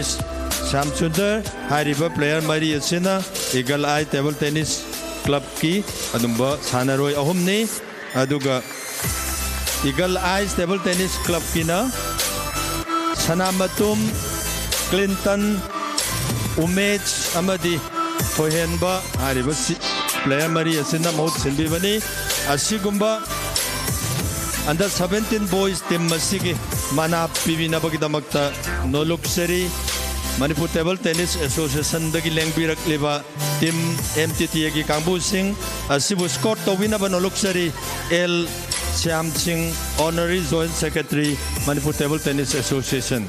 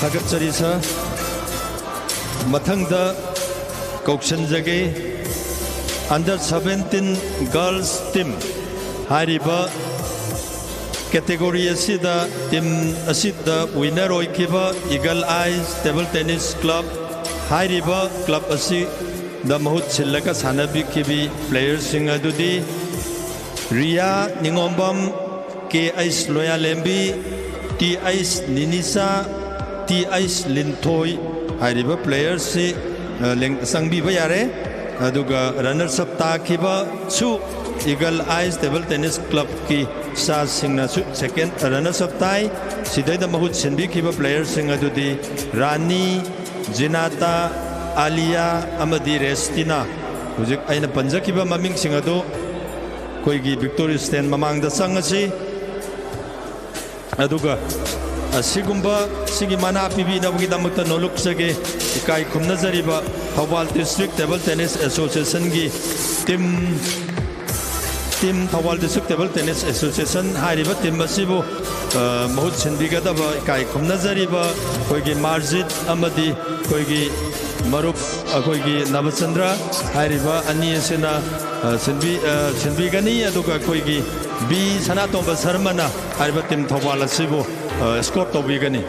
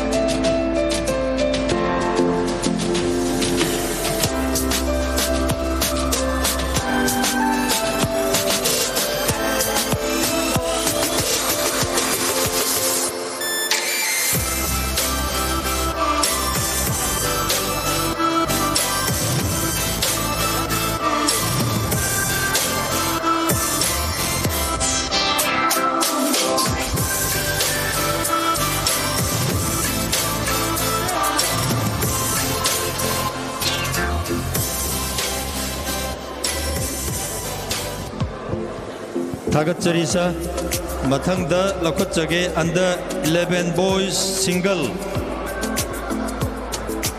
winner oikiba इंग्लैंबा अदुगा runners up ताकिबा पुंसिबा अदुगा हारिबा चानी से मनुंगदा चंगबिरो अदुगा चंगलसे अदुगा category असिदा मना पिबिनबगिदमक्ता नोलुक्चरी हानगी founder president veteran table tennis association Thoubal की फाउंडर प्रेसिडेंट प्रफुल्लो अमदी नरेश फाउंडर सेक्रेटरी अनीबु स्कॉट तौबिनबगिदमक्ता नोलुक्चरी कोईगी Arunjit treasurer Thoubal district veteran table tennis association ना स्कॉट तौबिगनी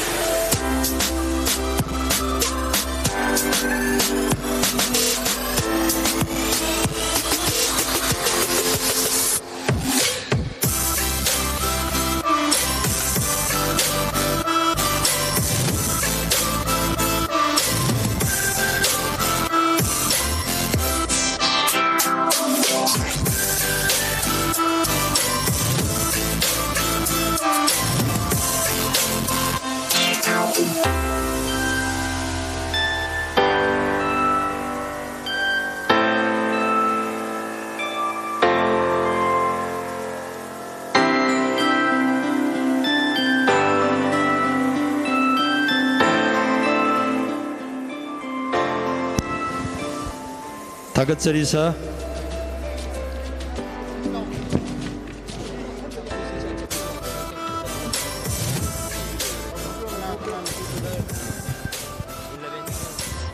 थागतचरीसा मथंगदा लखतजगे अंडर 11 गर्ल्स सिंगल हारिबा इवेंट असिदा कैटेगरी असिदा विनर ओइकिबा आइस मालेमगानबी अदुगा रनर्स अप ताकिबा रेस्टिना निंगोम्बम अदुगा मना सिबु पिबिनबगिदमक्ता नोलुक्चरी N Birmani vice president eagle Eye अमदी इंटरनेशनल अंपायर देव अकोइजम हारिबा पुक्शन चाउरबा अनि असिना मना पिबिगनी अदुगा संजेसना हारिबा अनि असिबु स्कोर तौबिगनी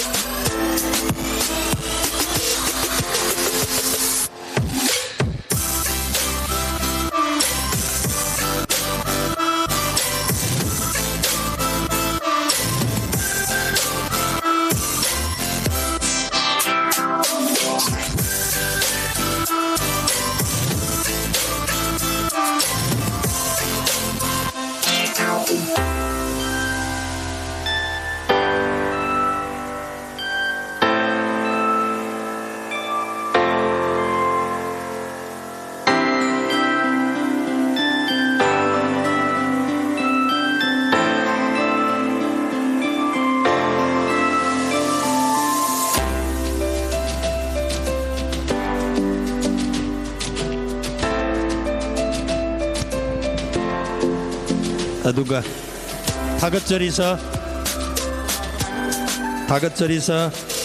मथंगदा कौशनजगे under 13 boys single winner Ambrose Eagle Eyes table tennis club अदुगा runners up Jeanette Khelo India centre table tennis Thoubal हाइरिबा मना असिबु पिबिनबगिदमक्ता नोलुक्चरी कोईगी कायखुमनजरिबा सा एके कुमार अमदी माइनम ब्रोजेन हारिबानी असिना मना पिबिगनी asibu score tobi na bagi damak nolok cari Sri L Ibosna score tobi gani.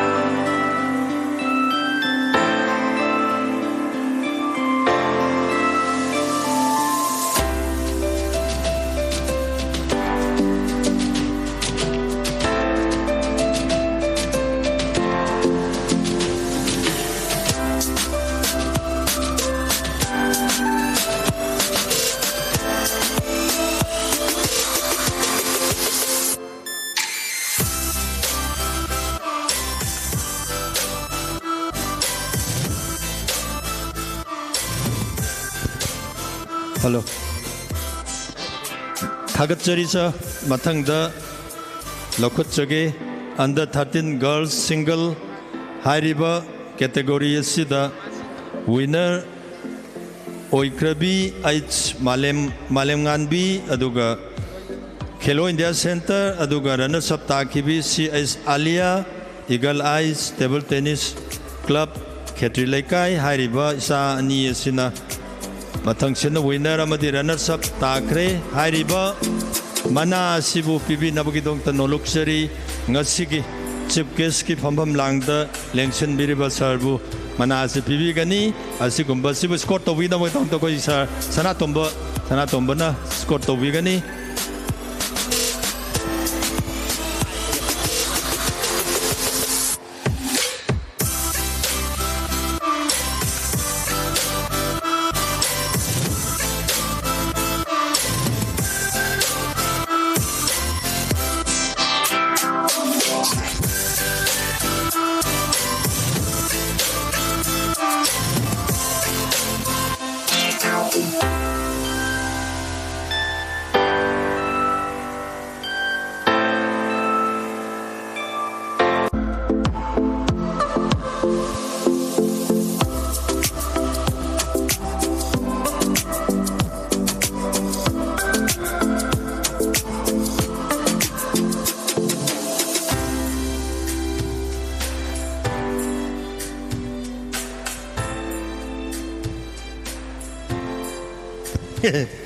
Thagatsari sir matangda kokotchage under 15 boys individual hairiba category asida ahanba mana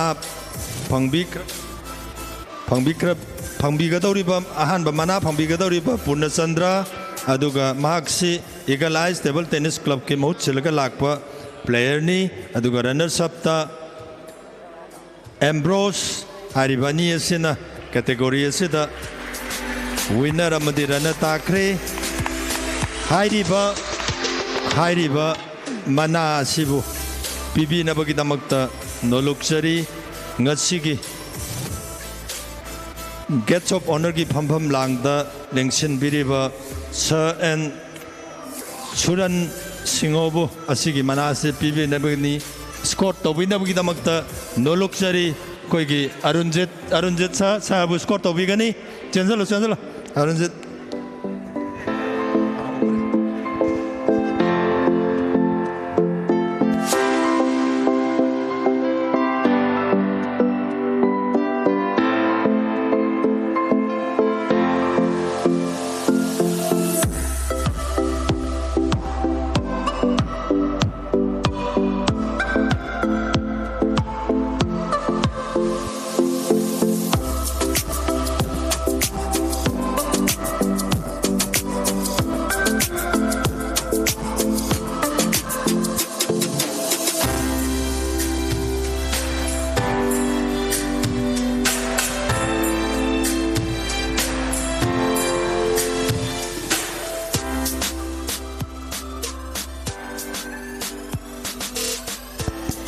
थागतचरी सर मथंगदा कौशनजगे under 15 girls single हाइरिबा कैटेगरी असिदा अहानबा मना फंगबिख्रबा रिया निंगोम्बम अदुगा निसुबा रनर्स अप ताकिबा टी आइस निनिचा हाइरिबा निनिचा असिना Eagle ice table tennis club तकी लाक्पीबनी अदुगा विनर ओरिबा रिया सिसु Eagle ice table tennis club की सानरोई ngakतनी असिगुम्बा मना असिबु पीबीनबगीदमक्ता नोलुक्सरी सा ngasiगी फंक्शन असिगी प्रिसाइड तौबिरिबा मिंगोइना पंजरबदा के माइकेल नासी मना से पीबीगनी असिगुम्बा कनो असिबु स्कोर तौबिनबगीदमक्ता नोलुक्सरी कोइगी संजेसना स्कोर तौबिगनी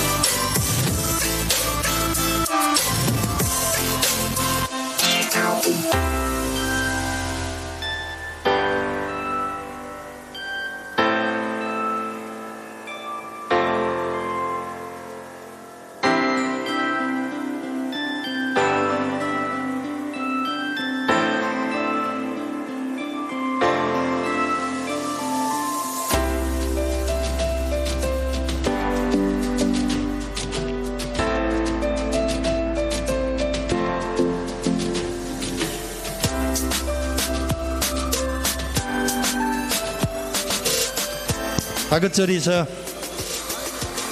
मथंगदा लौकतचरी मेंस डबल हाइरिबा इवेंट असिदा कैटेगरी असिदा विनर ओइबिकिबा पूर्णचंद्र अमदी याइफबा अदुगा रनर्स अप ताकिबा डॉक्टर ए.के. बोजन मितई अमदी इनुंगानबा हाइरिबा अनि असिना winner runners up Thackeray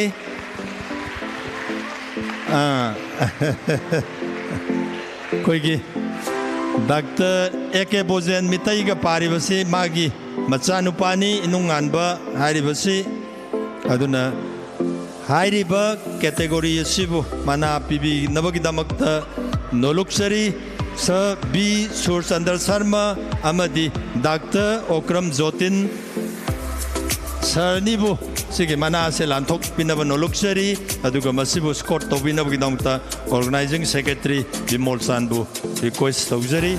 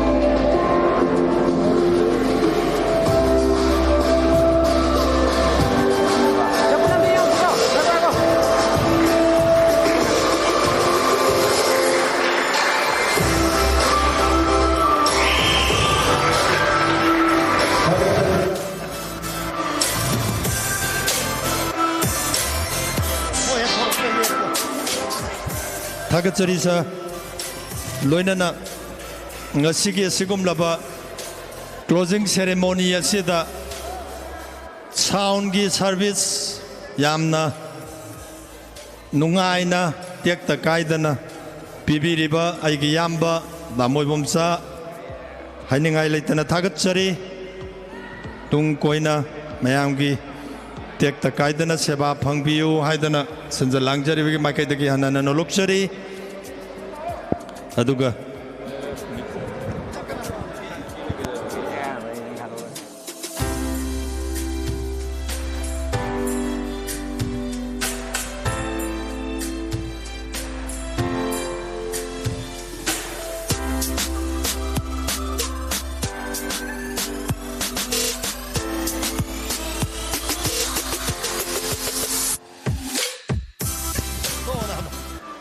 Adum layuko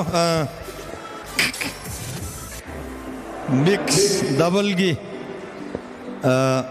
mana si mix double gi si lauthok pa nangaudre moi si huzik angta lauthok charake mix double gi si winner da Purnachandra amadi kana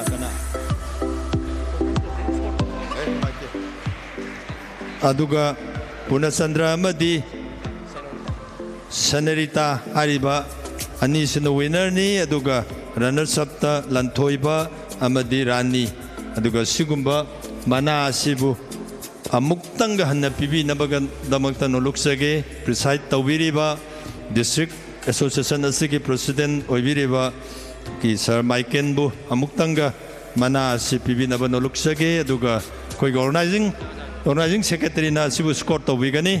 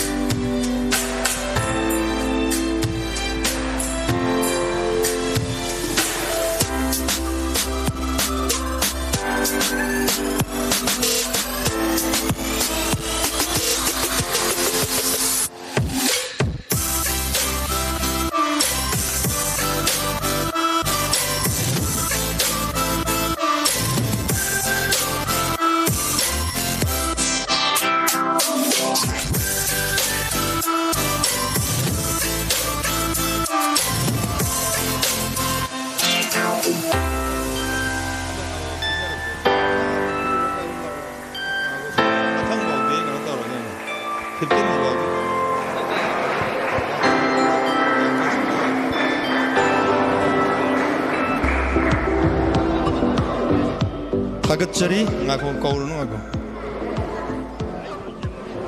थागतचरी sa mathangda aikoina angangsing asibu pungning thaugatpa oina khwaidagi angang oiba sanaroi amakak khangkalaga khoi magi thawai yauba adubu pungning thaugatchaba oina mana makak thamjai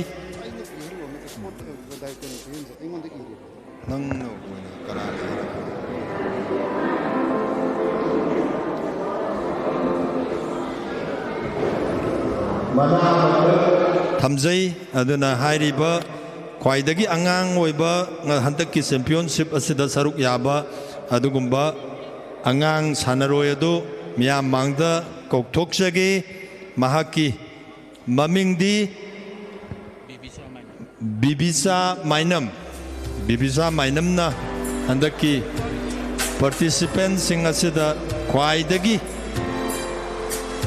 naha oiba nupi macha aduga khwaidagi naha oiba nupa macha amaga akoina youngest player ani khak thambani khwaidagi naha oiba nipa macha adudi Sanambam Shyam Sundar Hairiba angang adu laktragasu adune mama garjan laga dilengsan biro aduga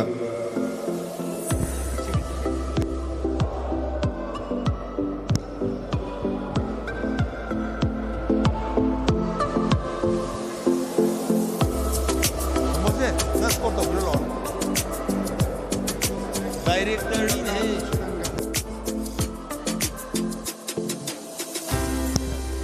अदुगा अखोइना youngest player दा नुपा मचा अमगा नुपी मचा अमगा थमजरिबसिगी मनासी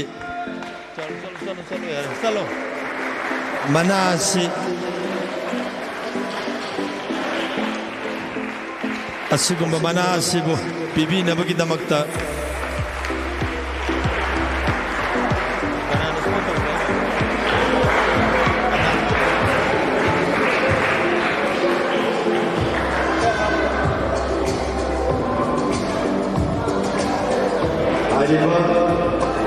अखोइना थमजरिबा मना असिबु पिबिनबगिदमक्ता नोलुक्सरी ngasiगी function नसिगी चीफ गेस्ट अमदी गेट्स ऑफ ऑनर की फंबम लांगद लेंगसिन बिरेबा सर सुरन अनीना मना अममम पिबिगनी अदुगा बिमोल सान स्कोर तौबिगनी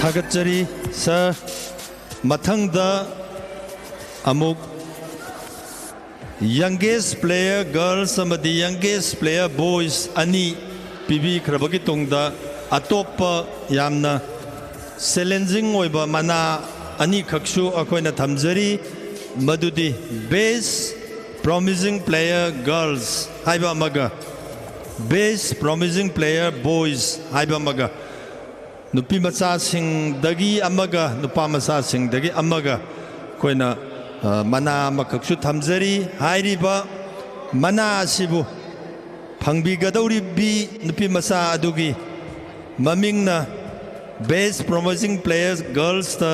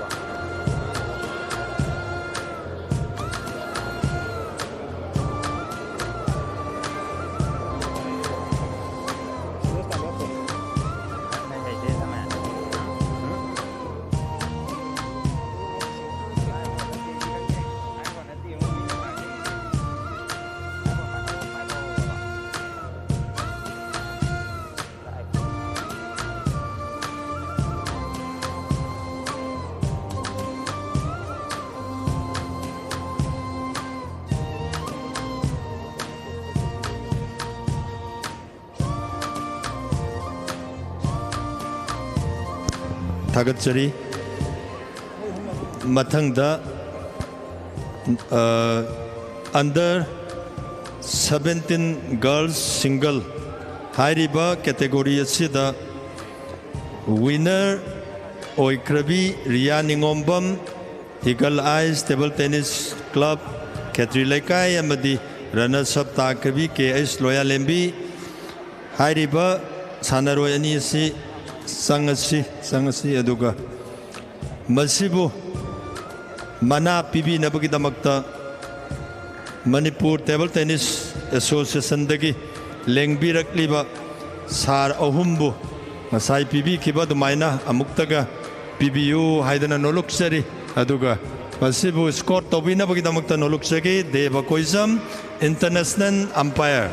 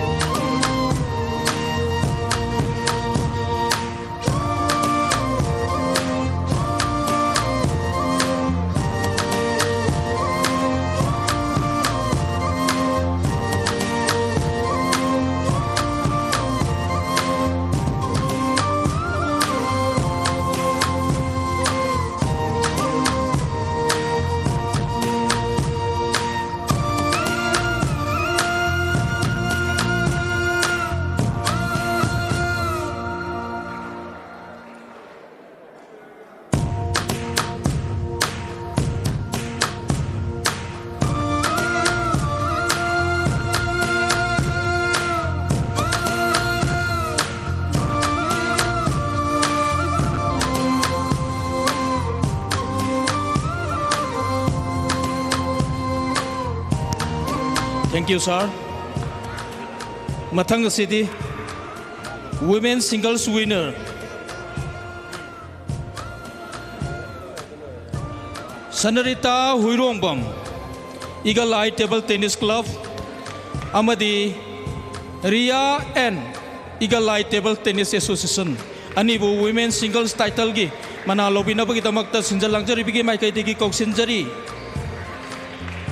Asigumba इकाई खुमनानिंगाई वैरबा प्राइज असिबु पीबी नबगिदमक्ता मिंगोइना पंजाबदा श्री लंबा मयु Mohindro Singh former president Thoubal district veteran table tennis association लोइना बाइस स्कोर तोबी नबगिदमक्ता बी सनातन बसरमबु कोक्सिनजरी women singles winner Sanarita Huirongbam runners up Riya and Eagle Eye table tennis club Thoubal Khetri Leikai Sigumba Kungani Toy Suba Thobal District Table Tennis Inter Club Championship Asigi Women's Singles Title Sanarita Huirongbam Amadi Runners Up Ria N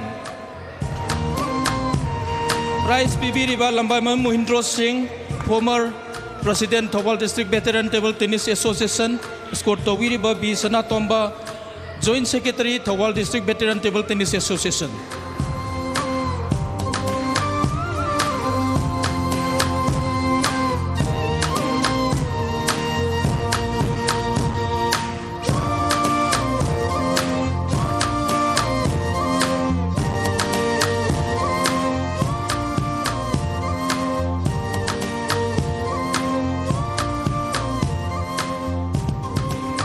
Ngasigi iroi loiba men's singles title goes to Yaifaba Huirongbam Eagle Eye Table Tennis Club, runners up Punrachandra Yengkhom Eagle Eye Table Tennis Club.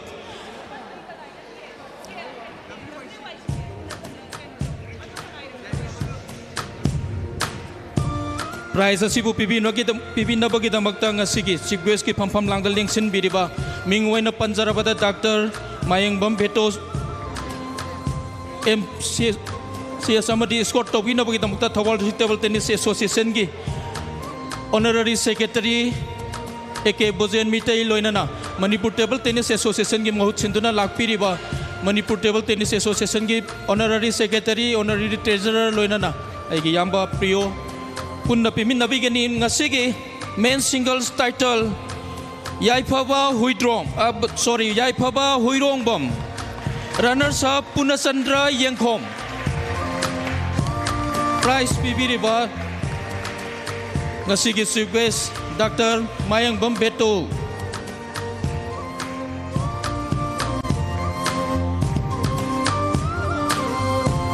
Men's single title Yaifaba Huirongbom. Runners up Punasandra Yengkom.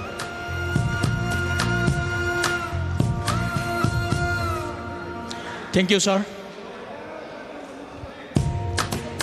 Ngasigi asigumba haukibat tarik kungamari dagi pangthok sarakpa ngasi loisan bagi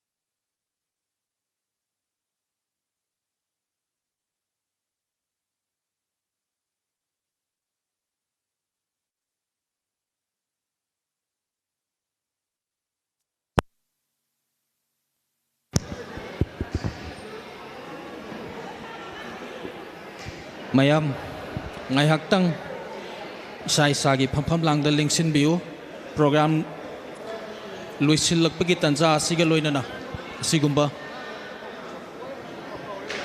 kunithoi suba thopal district inter club table tennis championship lising ani kun ngamanga ge tournament asibu mapung pha na bahona bada asoba thopdang lobiriba ikoigi official nungsijaraba Chief referee amadi mahakaloinaba referee sing punna ikoigi ngasigi stadium asigi mayai da lengthok pirangnaba koksinjari Chief referee loinana referee sing punna mayai da lengthok piraktuna ngasina ikoigi organizing committee na ikai khumnajabagi tanja amatang logjage haidana organizing committee gi maikai digi noluksari asigumba numit marini changna chatharakpa tournament asigi khwaidagi maru oiba player singbu atoya hen tanabada changwon biriba aigi nuksijaraba official chief referee loinana umpire sing ikai khumnanabagi damak khumnajanabagi damak ta ngasigi dais ta lengsin biriba chief guest president guest of honor loinana Manipur Table Tennis Association gi lakpiriba honorary singbu ikai khumnabu chabagalon loina noluksari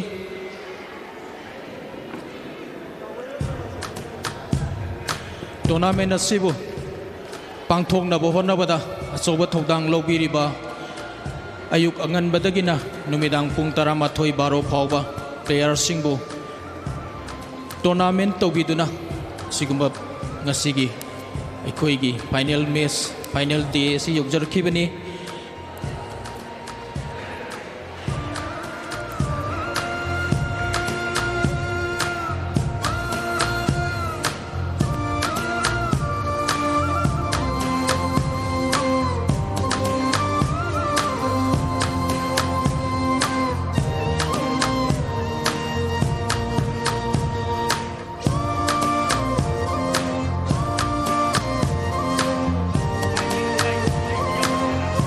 Organizing Committee 22 2022 Thobal District Inter-Club Table Tennis Tournament gi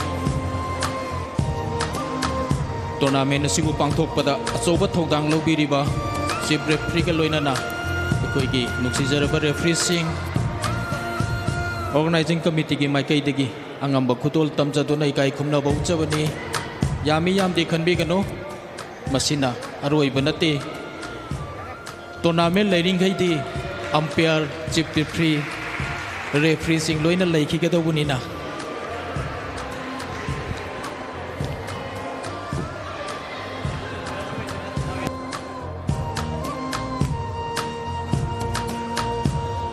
loinana asiguma thoram masigi loisak lakpagi tanja lawjabaga loinana board of thanks ki warol thambiram nabi damakta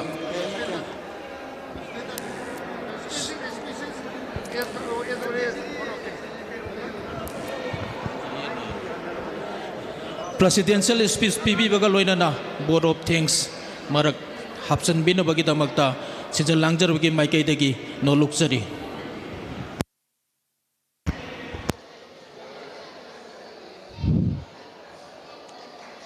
Thobal District Table Tennis Association na sinjal langjaduna matam kayadagi akhona pangthokpa ngamdana lerakpa corona na singba dagi hojik chatriba situation sina maram morakanda akhona championship pangthokpa ngamjagi dawa mayam ama lei adubu handakse laibu phabadagi mayamgi sojoktagi akhoi hangtaki kunithoi suba Thobal District Inter-Club Table Tennis Championship 2025 tang kunmari dagi horga ngasi asina closing function ne opening ceremony da akhona yamna nungai jagi base akhoi Thobal District Table Tennis Association asi hogdokpa matam dagi president pupirakpa akhoi ahaloi graba akhoi ojajing mayam ama tangai phadana akhona lawru rakanda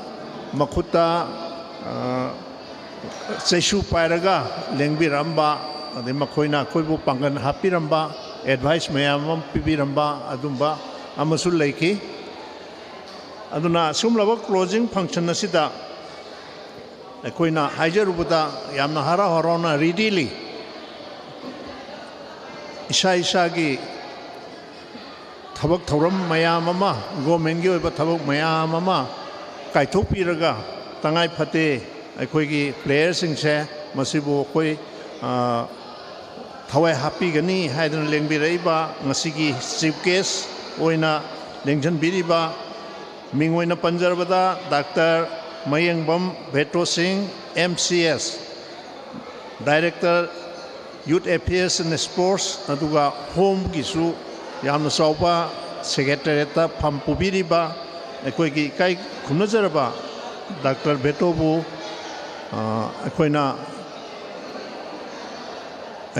aikoigi association gi taraptagi harau tayamba phongtokchari loinala chief guest ki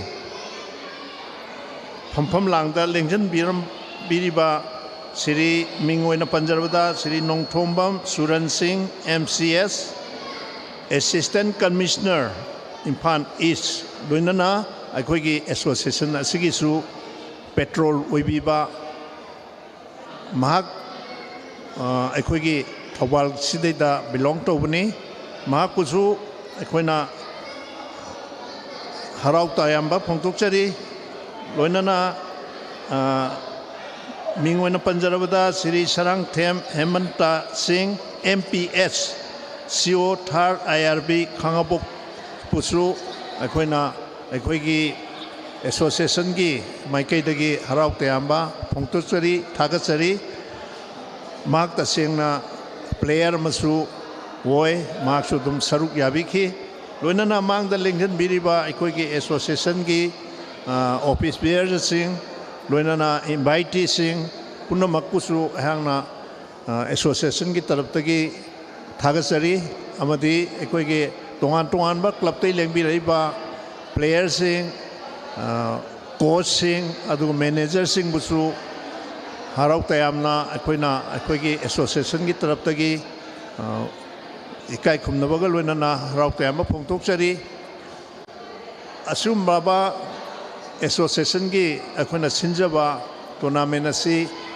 ꯃꯊꯪ ꯂꯥꯛꯀꯗꯧꯔꯤꯕꯁꯤꯡꯗ ꯑꯩꯈꯣꯏꯅ ꯁꯤꯟꯖꯕ ꯃꯇꯝꯗꯁꯨ ꯍꯔꯥꯎ ꯍꯔꯥꯎꯅ ꯑꯩꯈꯣꯏꯒꯤ ꯄꯦꯔꯦꯟꯁꯁꯤꯡ ꯑꯗ ꯄ꯭ꯂꯦꯌꯔꯁꯤꯡ ꯑꯗꯩ ꯑꯦꯁꯣꯁꯤꯌꯦꯁꯟꯒꯤ ꯑꯩꯈꯣꯏꯒꯤ ꯕꯣꯗꯤꯅꯁꯨ ꯑꯩꯈꯣꯏ ꯃꯁꯦꯟ ꯑꯃꯠꯇ ꯑꯣꯏꯅ ꯈꯨꯠꯁꯝꯅꯔꯒ ꯃꯥꯏ ꯄꯥꯛꯄ ꯄꯨꯔꯛꯑꯁꯤ ꯍꯥꯏꯕ ꯋꯥꯐꯝꯁꯤꯃ ꯊꯝꯖꯕꯒ ꯂꯣꯏꯅꯅ ngasi asumlaba closing function ase ngasi na akhoi close tawjare haibato ayang na mayam ngi pamda thamjari thank you all